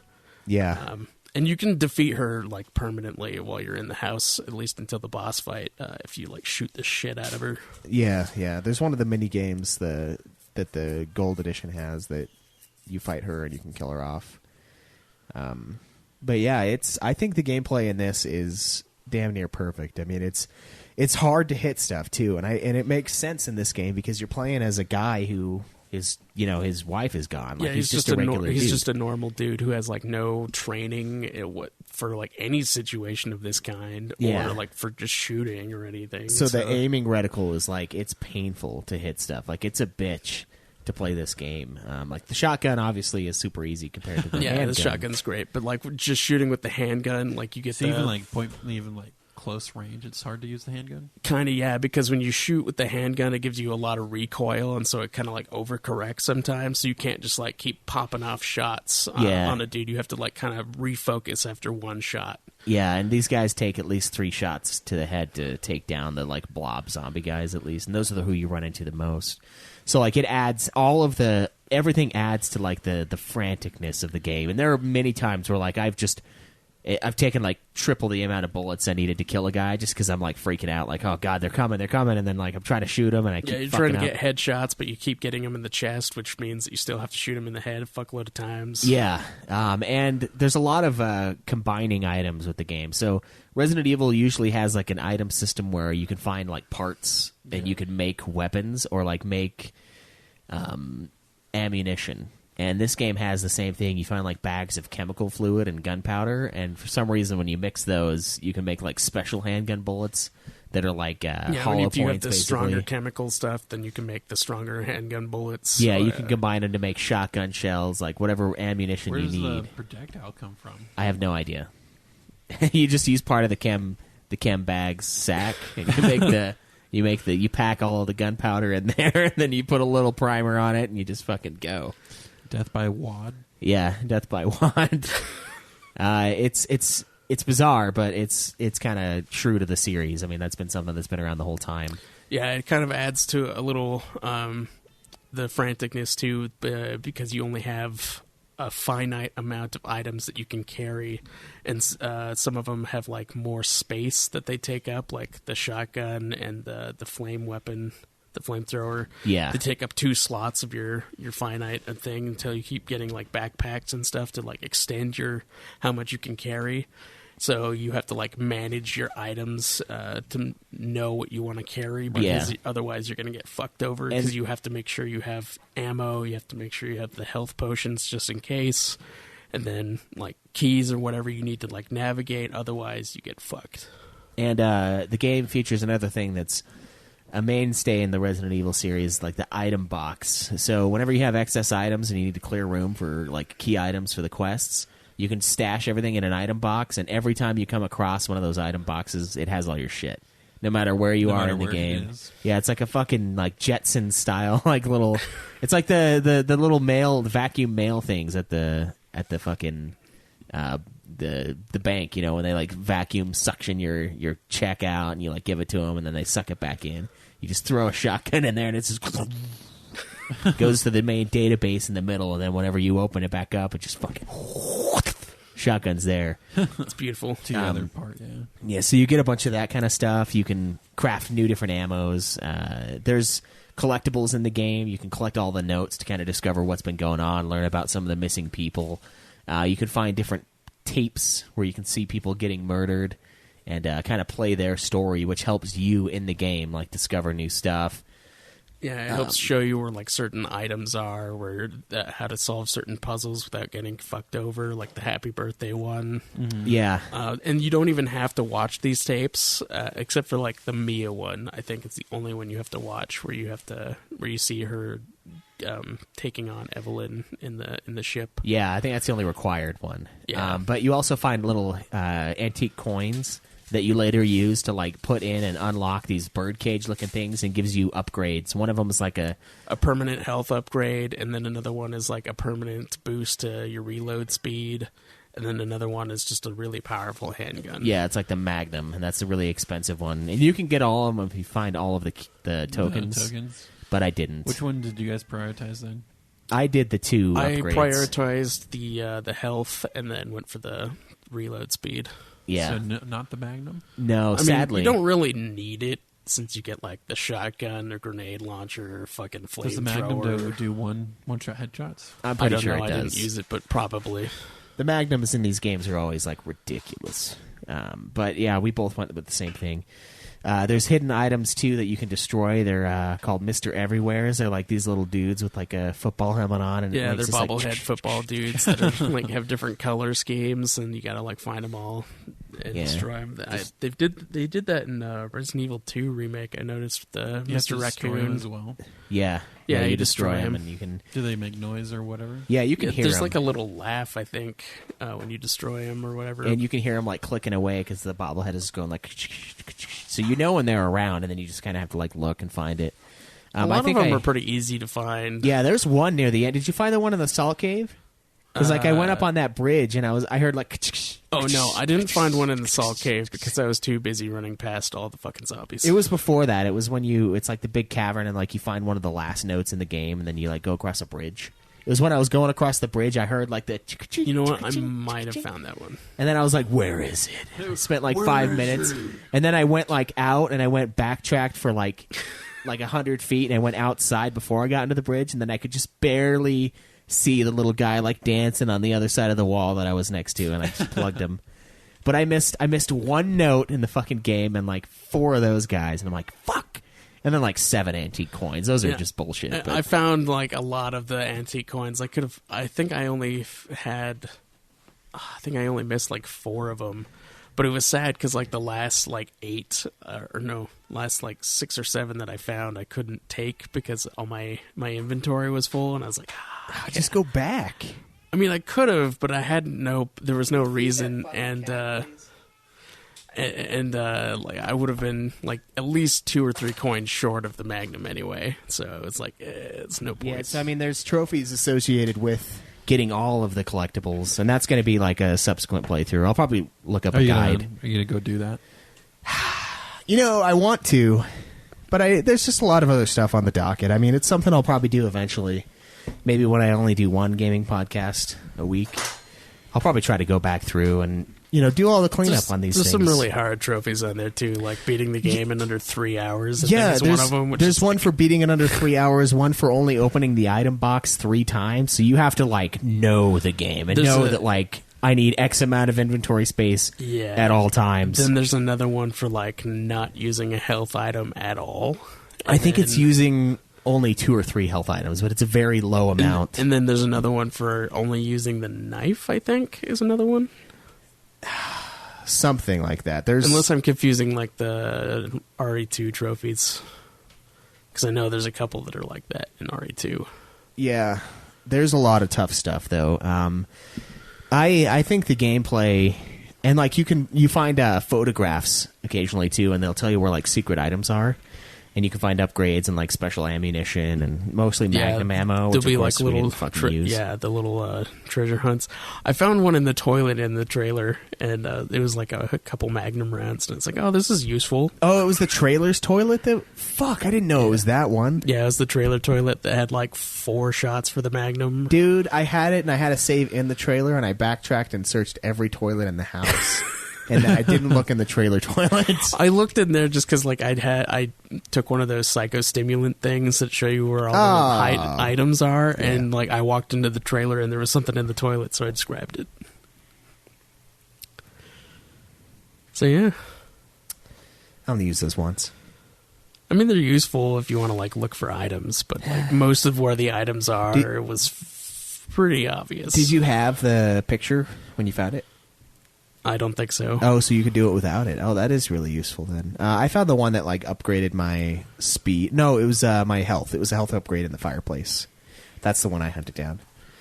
But yeah, there's a lot of stuff to do in the game. And there's an extra DLC that's free if you get the gold edition. The game modes in there are awesome. There's one that's called Jack's 55th birthday party, and you run around the house, and like all the sludge zombies have like birthday hats on, and you have like a finite amount of ammo, and you have to put like upgrades on, and you go around and you find pieces of food, and you like combine them and make these big meals and like cakes and like cheesecake and stuff for Jack, and you feed it to him for his birthday. Was there a grenade launcher in the game? Yeah, there is. There is. Is that one that takes up way too much space to be useful? No, it's pretty useful. It's like a one hit. It's extremely useful, yeah. Or almost that a one and the hit. shotgun are like one-hit kills, basically. Yeah. The submachine gun was also a 2-spot one, which that one was extremely useful because it was extremely OP. Oh yeah, the ending was fucking easy because of that machine gun. It was ridiculous. I didn't use any submachine gun it? because there's like submachine gun ammo all throughout the game, basically. At and the then end, it's like you the can boat. make it by combining a couple items. Yeah. At the end, it's the boat where like they tried to contain the chick. Yeah. And so there's a bunch of soldiers. Yeah. So like the last one of the second to last level is the boat where you find that they got shipwrecked on, and you play through it as Mia trying to find where Ethan went after he like got drowned, basically. And that's where you get the submachine gun and like a shitload of ammo for it. Yeah. I had like 300 shots for it, and I only used like 50. Yeah. Yeah, I think the gameplay is definitely the best part about this game. It's really good.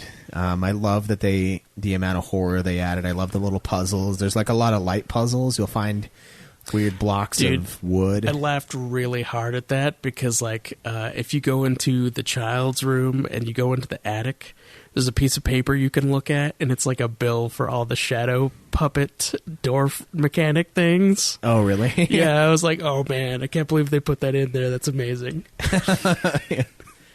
It's like some company actually makes these fucking shadow puppet door mechanisms. There was a funny trophy for like putting the wrong item into the thing, and I put like the shotgun. Yeah. And so I was making the shadow with the shotgun, and it gave me a trophy for it. But you're supposed to like manipulate the item to like create the image that's on the picture, and it'll open up like there'll be like passage. a painting that's like missing like the big shape, and so you got to like form the shadow into that shape. How'd you use the shotgun to do that? I didn't. It just gave me it. I just put it on. There's like the a little pedestal. there's like a little mantle thing that you can put it on where there's like the light showing on it, so you can just put whatever item on there. And we're just supposed to have like a weird shaped item to put on to like manipulate it, but you could just put whatever. Yeah. A lot of fun stuff in the game, and there's a lot of little secrets you can do. Like you can spend a lot more time than it takes to beat it if you want to, and I did. I put like 11 or so hours into the Yeah, I'm campaign. surprised that I technically beat it faster because I had like 8 hours, I think, when I beat it. Yeah, so I mean, you can hunt down a ton of extra shit if you want. And I ended up becoming like really kleptomaniac mode, where I would just go grab every item that I had left, just to make sure I had it in case the game got really hard. It never did really, but yeah, the only things I kept grabbing were the chemicals and the herbs. Yeah, I didn't really need to grab the psychostimulants or any of the other pills or the other pill that they offered. That's true. Yeah, there's a lot of different item combining things and a lot of different ways to kind of play the game, just depending on how you want to do it. running past a lot of the dudes is a great way to just get quickly through it. And it's funny because if you go far enough away, they'll just disappear, and like they won't come back necessarily. Yeah. Like, and it's if you're weird. getting chased by a bunch of them, then you could just go into a save room, and then they just like won't be there anymore. Yeah, they're just gone. It's really bizarre.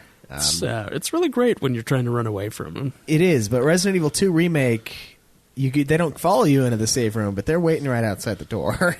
And this one, they just disappear. Fucking Mr. X followed me into a save room when I was playing that. I was like, really? Oh, fuck you. Oh, wow. He was waiting out behind the door. It was like the door and then a wall, and he was like in between the two. Not cool.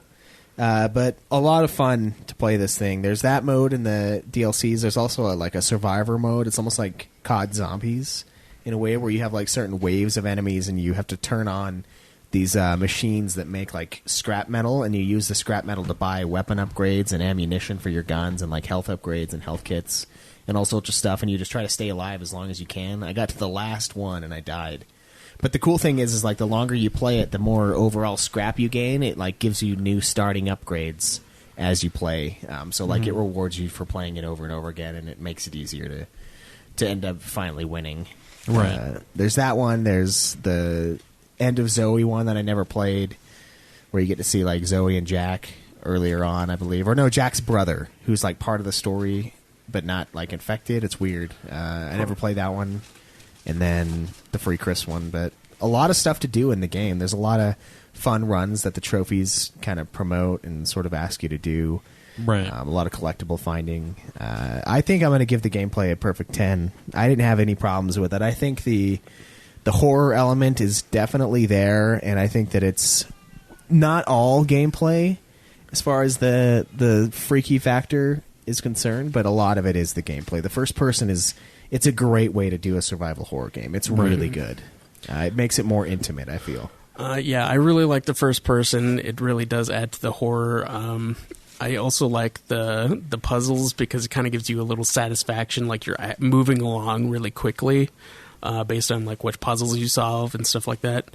But the only thing that I would have a problem with the gameplay with is the fact that it's the progression really for that kind of fucks with the overall feel of being a horror game. Because once you get like the fucking grenade launcher and shit, it's like it doesn't feel like a horror anymore. Because like you were afraid of these zombie things because of how strong they were and how much it took to kill them, and then it just keeps throwing more and more of these creatures at you. But it doesn't matter because you have a fucking grenade launcher, you have a submachine gun that just fucking melts them. So it's like, okay, does the ammo it becomes scarce, or you're finding more ammo? by the end of the game, you have so much shit, it doesn't even matter. And that's when they start throwing the most zombies at you. So it basically becomes a fucking action game, like right in the last 2 hours of the game. Yeah, it kind of does. So that's where I'm like, I really enjoyed it, but like it takes away from the horror a little bit at the end of the game. So I'm going to give it a 9 for that. All right. Fair enough. It's my only real complaint for it. All right, so design / visuals. How does the game look? I mean, do you like the level designs? Like, do you feel like it's all inclusive? Like, it feels like it all fits? I mean, do you like the designs of the zombies, the enemies, the family? I think that it looks really good. The only area that I didn't really care for was the fucking party room, or that area. Like, I have no idea what that was supposed to be. It was just like a bunch of hallways that were like covered in tarp, and just it kind of felt weird. I don't know what it was like, if they were trying to add on to the house. Like, I don't know what that area was supposed to be. Yeah, well, it's also weird that like he did it twice. Like, he must have rebuilt the first party room to make the second party, because he burned it to the ground, as far as I can tell you, because he cooked the dude in the video. Yeah. Like, is it the same area? Maybe he was, pardon our dust. He's doing construction and making that new zone. Yeah, I don't know. And then but everything else was kind of cool. Like, it really felt creepy, with the being in the mansion, and then there's a fucking morgue down there for some reason. He has like a bunch of hidden operating rooms. Like, it's weird because you don't know when these things were built. Like, were they built when he wasn't infected yet, or was this like a recent thing? Because like the house feels really old, especially with like the old house. So it's like, was this built during the 3 years that they were there, or was the old house like the only house until like they built that, or was that all there? Yeah. So it's kind of like you have to question what's going on with that, and but yeah, like I really enjoy the look of the game. I didn't really have any problems visually with anything. Yeah, I think it looks great. I mean, for a 2017 game, this is pretty top notch as far as the graphics are concerned. I like the layout of the house. I like the design choices. It's a very dark game, and I think that was I think that worked to its It was benefit. really dark, and it had some really good lighting features. Yeah. With like the flashlight when you have to use like the candle, just like it had some really good lighting effects in the game. Yeah, I can tell they worked on that for quite a while. I enjoyed the designs of the zombies. Not a whole lot of variety, but it kind of makes sense because they're just sludge creatures being manifested. Yeah, there's by... only like 3 kinds. There's like the normal, regular kind. Then there's like the crawler dude. Yeah, the liquor almost character. Yeah, he's almost a liquor, but way weaker. And then there's the big fat dude that like explodes and vomits on you.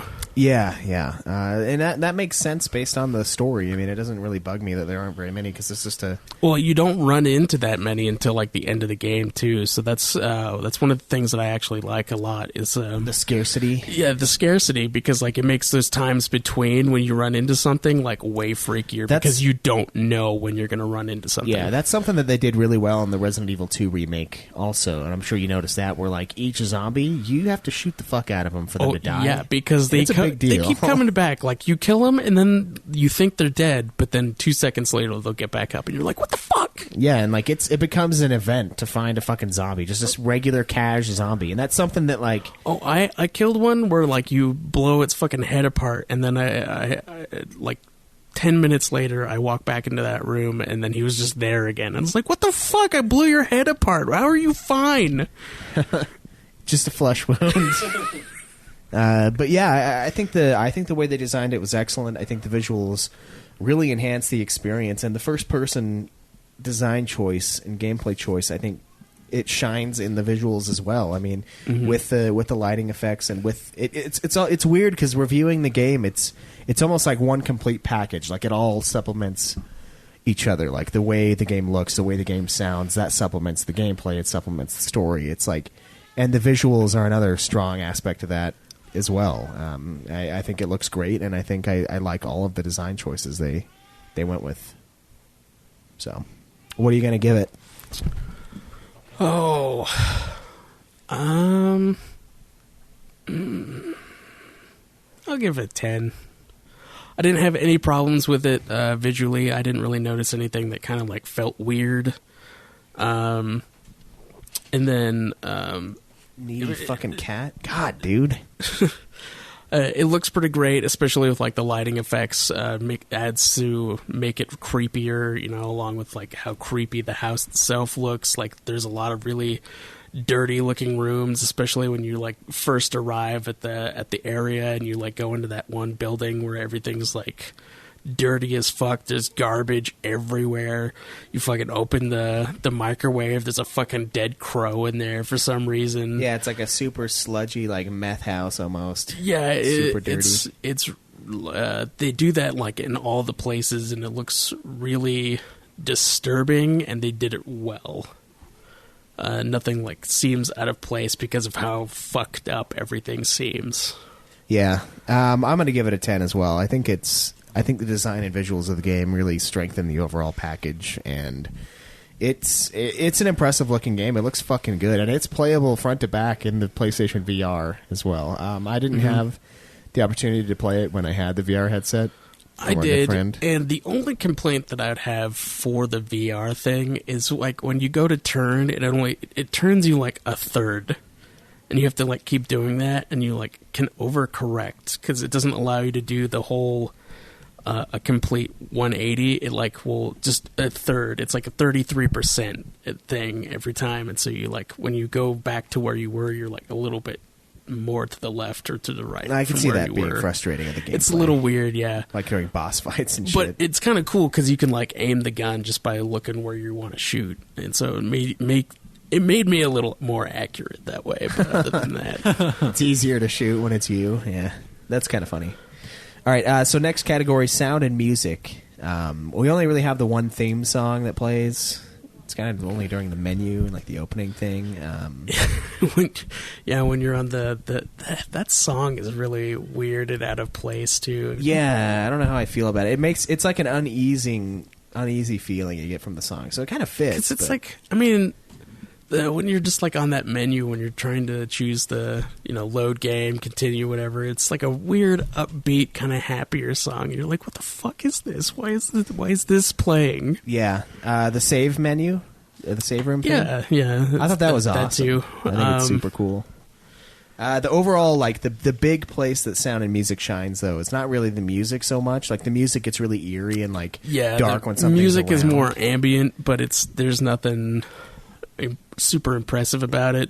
Yeah. I think a lot of it just comes from like the voice acting and the sounds that they have around what's happening. This is another one of those soundscape kind of games. Yeah. And I love it when games go crazy with the sound. Like Doom did it, Senua's Sacrifice did it very well. This game, I think, does it in a similar way to Senua's, where it's not you just play quite it with the same level, but yeah. Yeah, you play it with headphones on, and it makes it a scarier experience. Yeah, because you there's can all the shit going on. When you have the headphones on, you can hear when something's coming like from the right or from the left or like kind of behind you. You can like you get a sense of like where something is. Yeah, based entirely on really the sound. you get a sense on where something isn't. It's where they want you to think something's coming from, but there's nothing. Yeah, it's just creaking of the house. Like the sound I think does almost more than the visuals does to make it a scary experience, because it gets you so like hyped up, like something's coming. So you would suggest to play this game with like headphones on? Oh yeah, this is a definite headphone experience. Headphones in the middle of the night,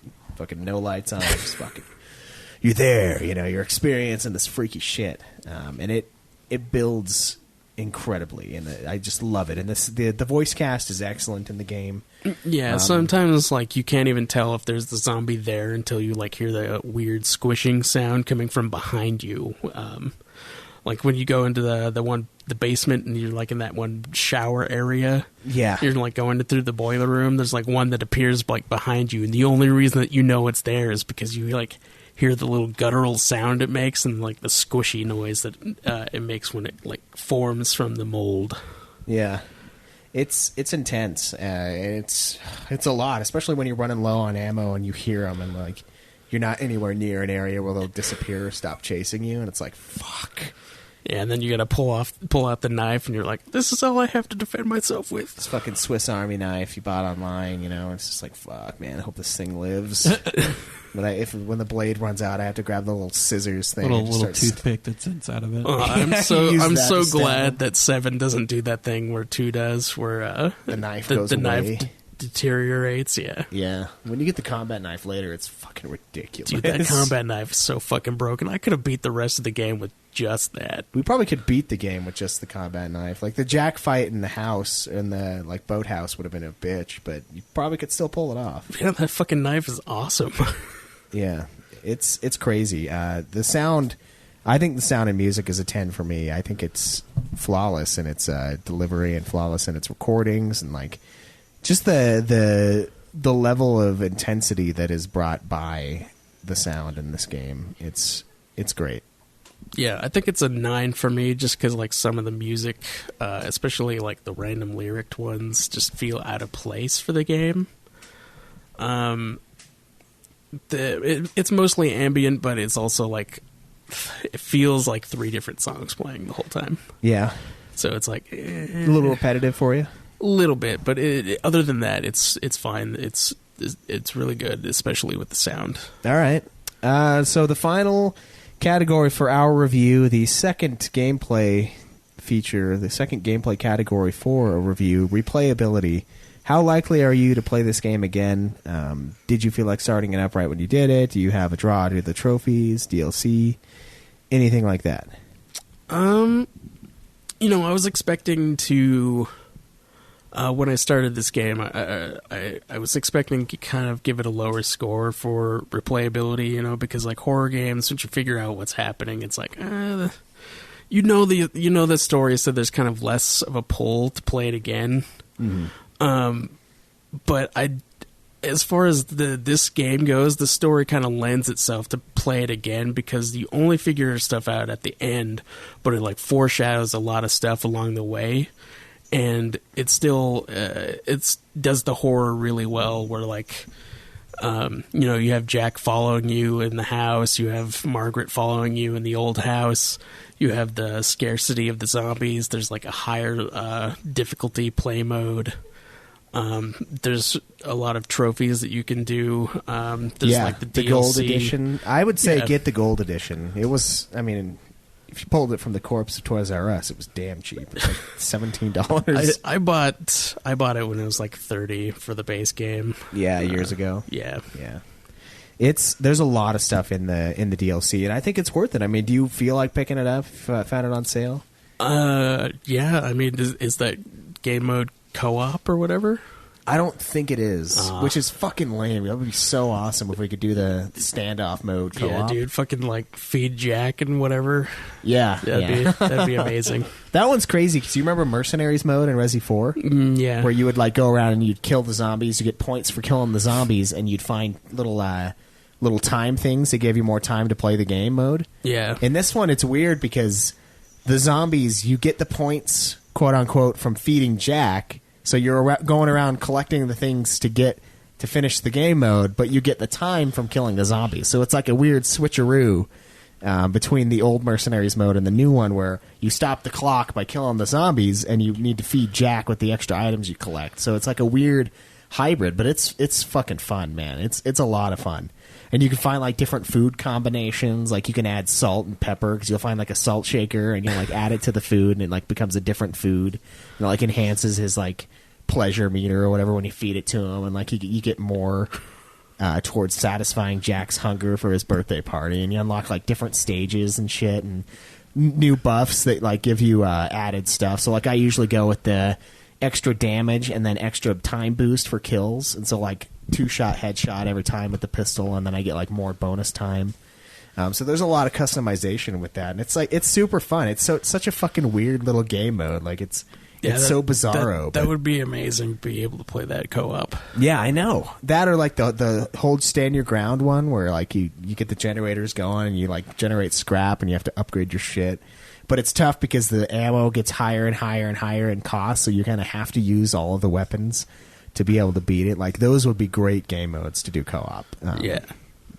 Unfortunately, I don't think they're co-op, but I haven't really tried, and I haven't tried the other two, the Zoe or the Chris Redfield one, but I want to play through them. And I think there's a lot of draw even from just the free DLC from Chris Redfield's story to play the game again. So I will be popping it back in. Yeah, I did want to play that Not a Hero just to kind of see what Chris Redfield was doing up until like you meet him at the end of the game. Yeah, the only problem with that is I kept playing the other ones instead, even though they didn't have they have like a finish line ish when you beat all of them for the Jack's birthday thing, and then the other one is just like surviving. Yeah, but I was having too much fun playing around with the fun stuff to get to it. But I don't know. What are you going to give replayability? I think I'm going to give it an 8. I think that the way that the game plays, the horror elements of it lend itself to a decent replay without having to be spoiled for the story. I mean, like you already know what's going to happen, but the game itself is fun enough to play along with like the really good horror elements of like how it plays to be able to give you another kind of sharp experience of playing it again. Plus there's like trophies and all sorts of stuff to like sustain a second playthrough at least. So. Yeah. I'm going to give it an 8 as well. I think it's I kind of agree with a horror game. I mean, and this is where survival horror really shines, the old school ones, because they're not great stories or like great gameplay. They're fun little puzzle games, but it's all about like the speed run, Yeah, and the speed run is one reason to replay these games to see if you can get it faster and faster. Just because like once you know what the puzzles are, it's a fraction of what it was for the first game. Yeah, it really is. And that adds a lot of replayability just with the design of survival horror. And I think this game is definitely a survival horror. I mean, one of my buddies from work asked me, he's like, isn't 7 more of an action shooter game? And I'm like, no. 7 is more of a survival horror. It's more horror than 2, which I just played. I don't know about. No, I think it is a little bit. It's scarier than 2. It's like the with the goop and like the designs. Yeah.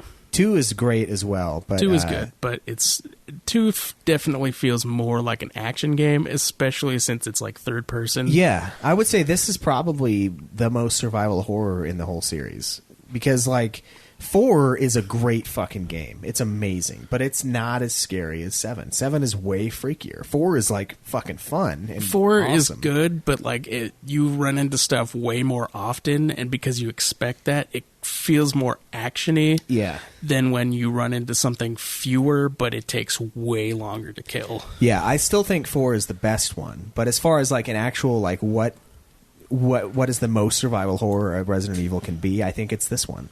And it's great, and it's all of the things, all of the design, the sound, the gameplay, the story. All of it really culminates together, and it creates one very freaky and excellently well put in place horror game. And it's I was so glad I finally fucking played it. I've been meaning to play this thing since 2017. I don't really care for survival horror games that much. They're not really my thing, but I really enjoyed this game, and I think it's like a near perfect example of what a horror game should be. So you're more into like the more modern survival horror than you can't see yourself playing like Resident Evil 1 on PS1.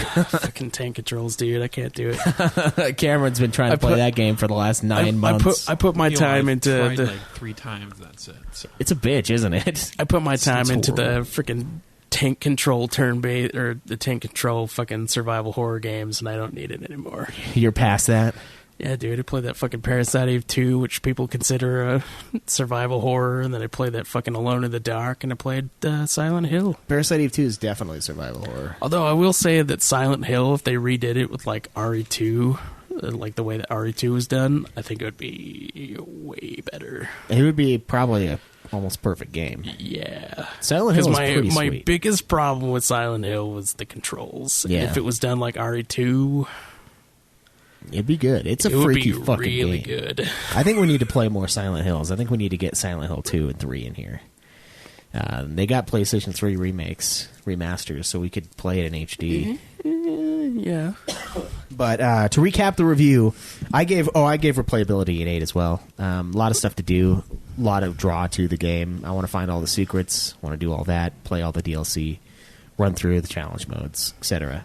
So to recap our Resident Evil 7 review, story, Craig and I both gave it a 9. Gameplay, I gave it a 10. Craig gave it a 9. Design and visuals, 10s across the board. Sound and music, I gave it a 10. Craig gave it a 9. Replayability, both of us gave an 8 for a total score of 47 out of 50 for me and 45 out of 50 for Caleb Craig, equaling a 92 out of 100. Let's see what Metacritic has.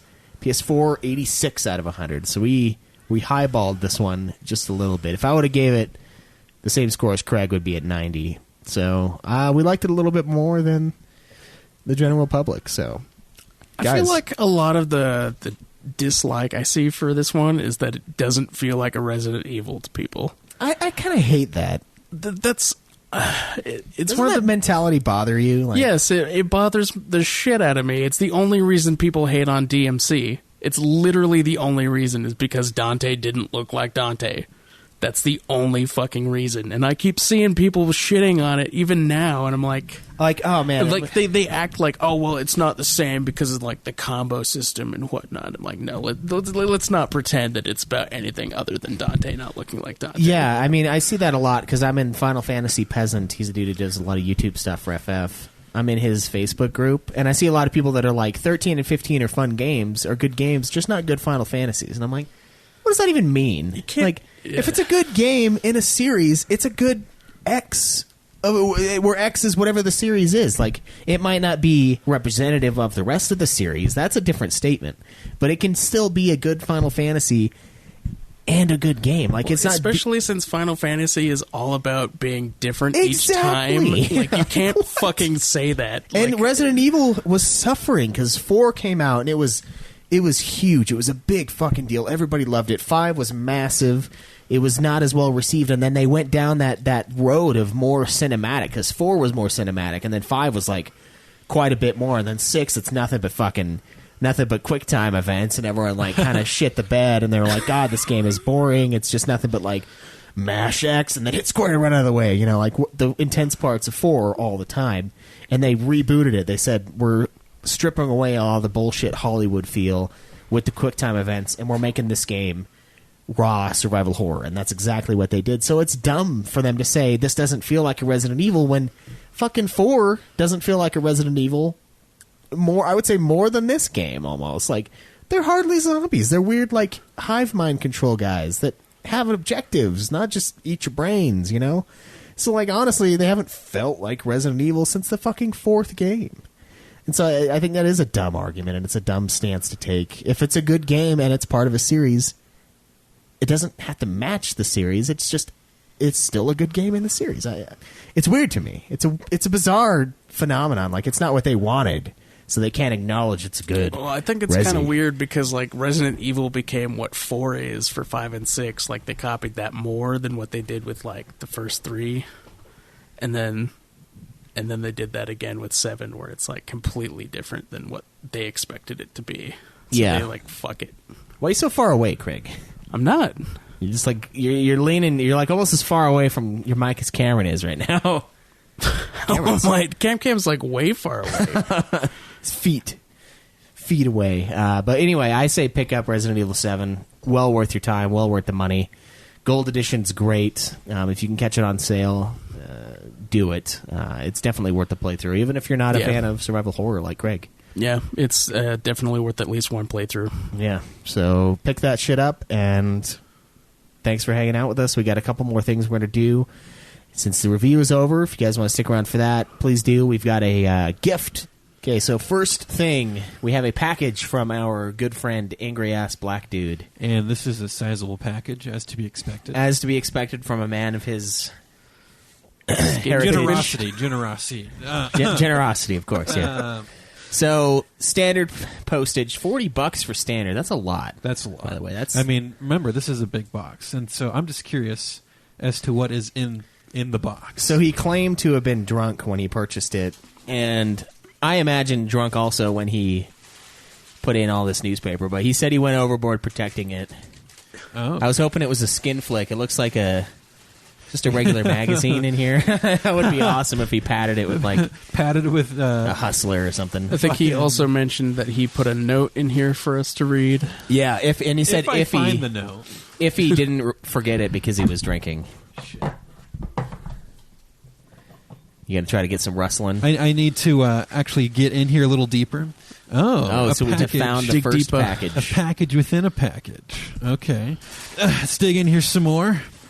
Yeah, make a mess out of Schwartz's house. Holy shit. A package within a package. We will, after I pull it all out, I'll kind of go over it all. All right, so there's a big box with a bunch of newspaper. What kind of newspaper? This looks like Game Informer. Is this Game Informer? I think it is. Let me see. Another one? Well, fine then. I feel like it's a Game Informer. Right, hold on. What have you done to your Game Informers? I thought those were like the Nat Geos, where you just collect them, you know? Then they aren't really worth Occasionally anything. Look through. I found the letter. Jeez. Occasionally look through and find pictures of That's surprising. indigenous through tribes all of this, to see their titties. Yeah, that kind of does look like a Game Informer. Yeah, so digging deep. Digging deep. Who knows when it ends? Like, we could have found all of them. You know, I think we did, so I'm going to dump it. And he really sent you. He really just sent you a large box of garbage, and that was the whole point of this. And with several pieces of not garbage in here, but all right, that is a lot of padding. I feel like you could have had a box that was. You could have sent a much smaller box, and then saved on shipping. Very much smaller. But hey, you know what? We love it just anyway. to make sure, we're going to go through all of this just to make sure we're not missing anything. Schweiss grabbed the note for us, so he's gonna read that. All right. Damn lucky we found that note in all of this.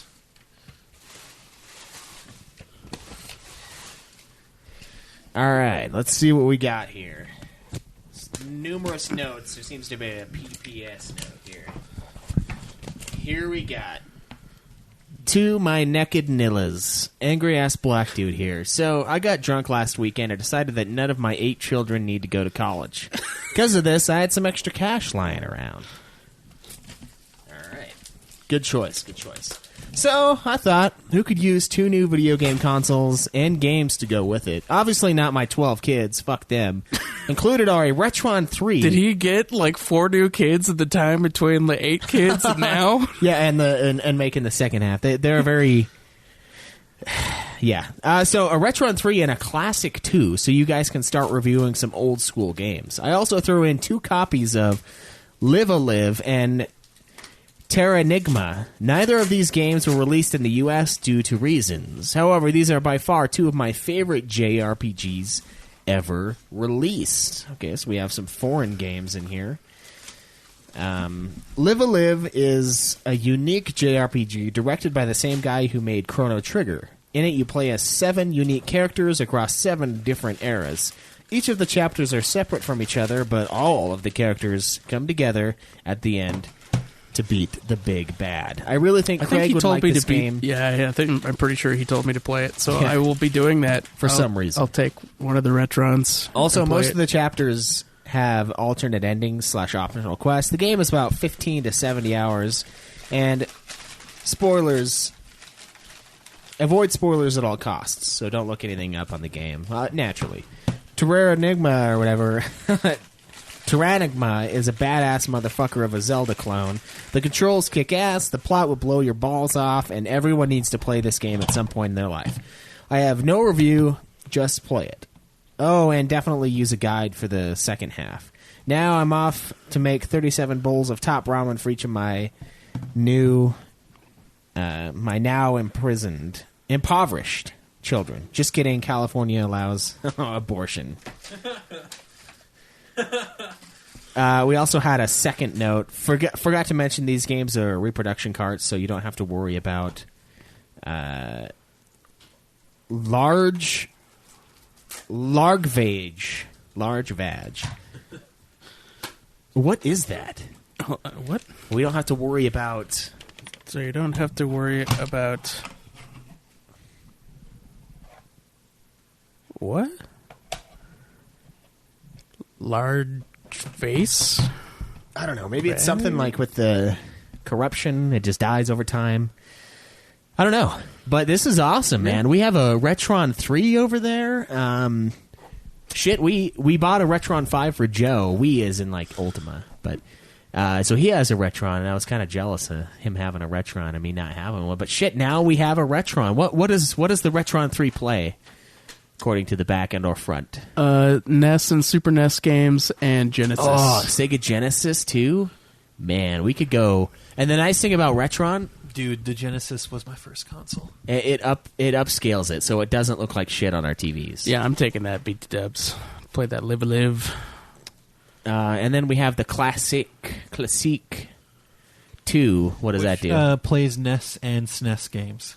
Okay, so we have 2 consoles capable of playing Super NES, which is awesome because I have a Final Fantasy game that I was going to have to borrow a Super NES for, and now I don't have to. Oh, good. We can use one of either the Classic. What Final Fantasy game? Mystic Quest, the first Final Fantasy spinoff. Okay, it's supposed to be a game for children, so it's like super fucking easy. But I bought it and I was like, fuck. Now I got to borrow Dylan's Super NES. But now we don't have to. Well, shit, man. Thanks a ton. This is awesome. Honestly, here's what I told Alex when this package came in. I was like, this is the coolest part about doing the podcast is people sending us stuff for free. Yeah, I do love that. It's there's something about it. They're like free, blah blah blah. Just always amazing. Thank you. We need so to much. make a point to play all of the free games that we've been given over the years. So. We do. Yeah. We do. Starting with probably Monkey Island and Nocturne. Those are 2 of the earliest ones. The others, and we have a bunch from A for Extreme as well that we haven't touched yet. You need to start that Yakuza. We really appreciate it when you guys send us stuff. It's really great. We'll try to put these to good use. I think we should try to do more classic games, just because I feel like we've missed out on years of games, just because I didn't have a Super NES really. I had one for like a little period of time, and a lot of those classic games I just never got a chance to try. So now we have a great opportunity to do so. Yeah. Looking forward to it. So thank you very much for your generous hospitality.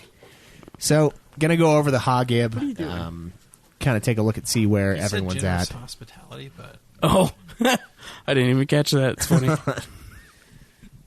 when we head over to his place, then Whenever we feel like it.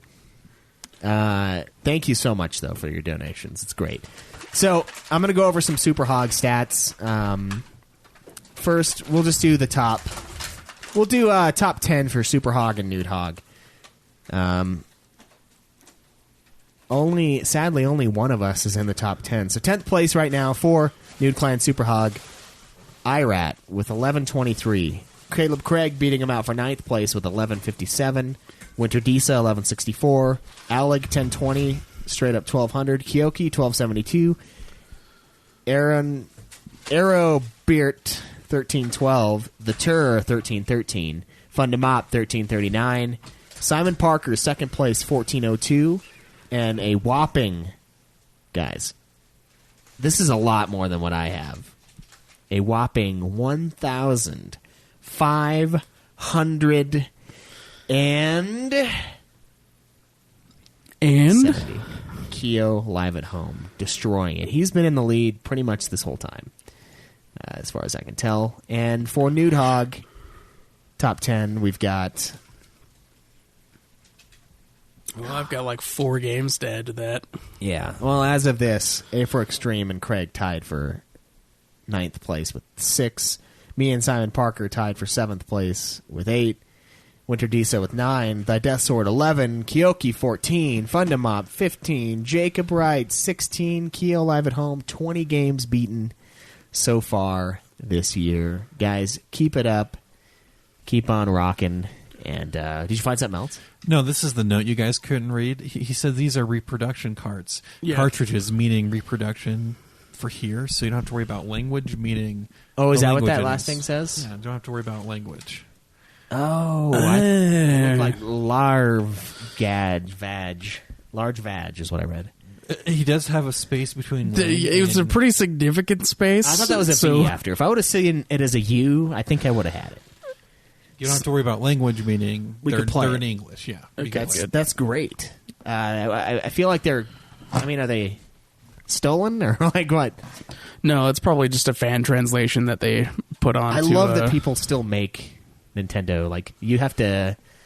I don't know if anyone makes the cartridges, but you can like use. There old are some people that cartridges. make the cartridges. Oh, and, really? And then there are some people that just reuse old ones. Yeah, I heard a lot of people get like old sports games and just like destroy the game itself, and then they like use it as a cartridge for other games, which is awesome. So I'm excited to play these things. Don't waste, reuse, recycle. Exactly. Yeah, Nude Clan endorsed. So guys, keep up the Nude Hog, keep up the challenges. Get your survival horror in. I think I want to do a new challenge for each month, and I think March will be the last thing I'll do survival horror for. And then in April, I think we should try doing a different genre of games. But just have like little side competitions to. I never really got to get in on the survival horror thing, and I really like survival horror. Yeah. Do you? Yeah. Well, maybe you should. I really want to try out the Evil Within at some point. Yeah, that's made by the guy who made the original Resident Evil, but it's obviously 20 years newer. So. Yep. So I really want to try that out at some point. Yeah, good things. Let's continue that challenge, and then we'll come up with something for April. I think we should have each month. We'll do like a little mini challenge just for the hell of it. Keep up on the Big Four of Thrash challenge that I'm doing. I've seen a lot of you guys doing that. I know Cameron did the first round of rankings. What is this? The last month of that? Yeah, I'll probably do it in the next few weeks. The sucky part is one of the Anthrax albums, the one I'm on. It's not available to stream on YouTube, through Spotify, anywhere. I have to buy the album. Well, you've had this complaint for like 2 weeks now, so I know. I should just buy it. Go fucking buy it. But what if it's not good? Like, what if I own? It's probably not. How expensive is it? Huh? How much is it? I haven't even looked. I just know I'm going to have to buy it if I want to listen to it. Hold on, let's see. What is it called? It's the 10th Anthrax album. I'm not sure what it's called. Okay, well, I probably can find it off the 10th Anthrax album. But I yeah, it's just impossible to get a hold of, which is bizarre. But I think after that, the challenge ends on the next round because Metallica only has that next album. They only have Hardwired to Self-Destruct, and then it's basically over. And then I could do like a side pot in poker where, like, you know, Metallica already went all in and they had the winning hand, but the others can get the side pots in addition to that. But I haven't decided if I just want to end it after that, though. But join us for that. Lots of fun being had. You know where to find us. You know where to support us. Please do if you can. If not, just tune in a friend to the show. It's the best kind of support we can get. So, guys, until next time, though. Enjoy the nude. Time to get good. Live always in the nude. Yeah!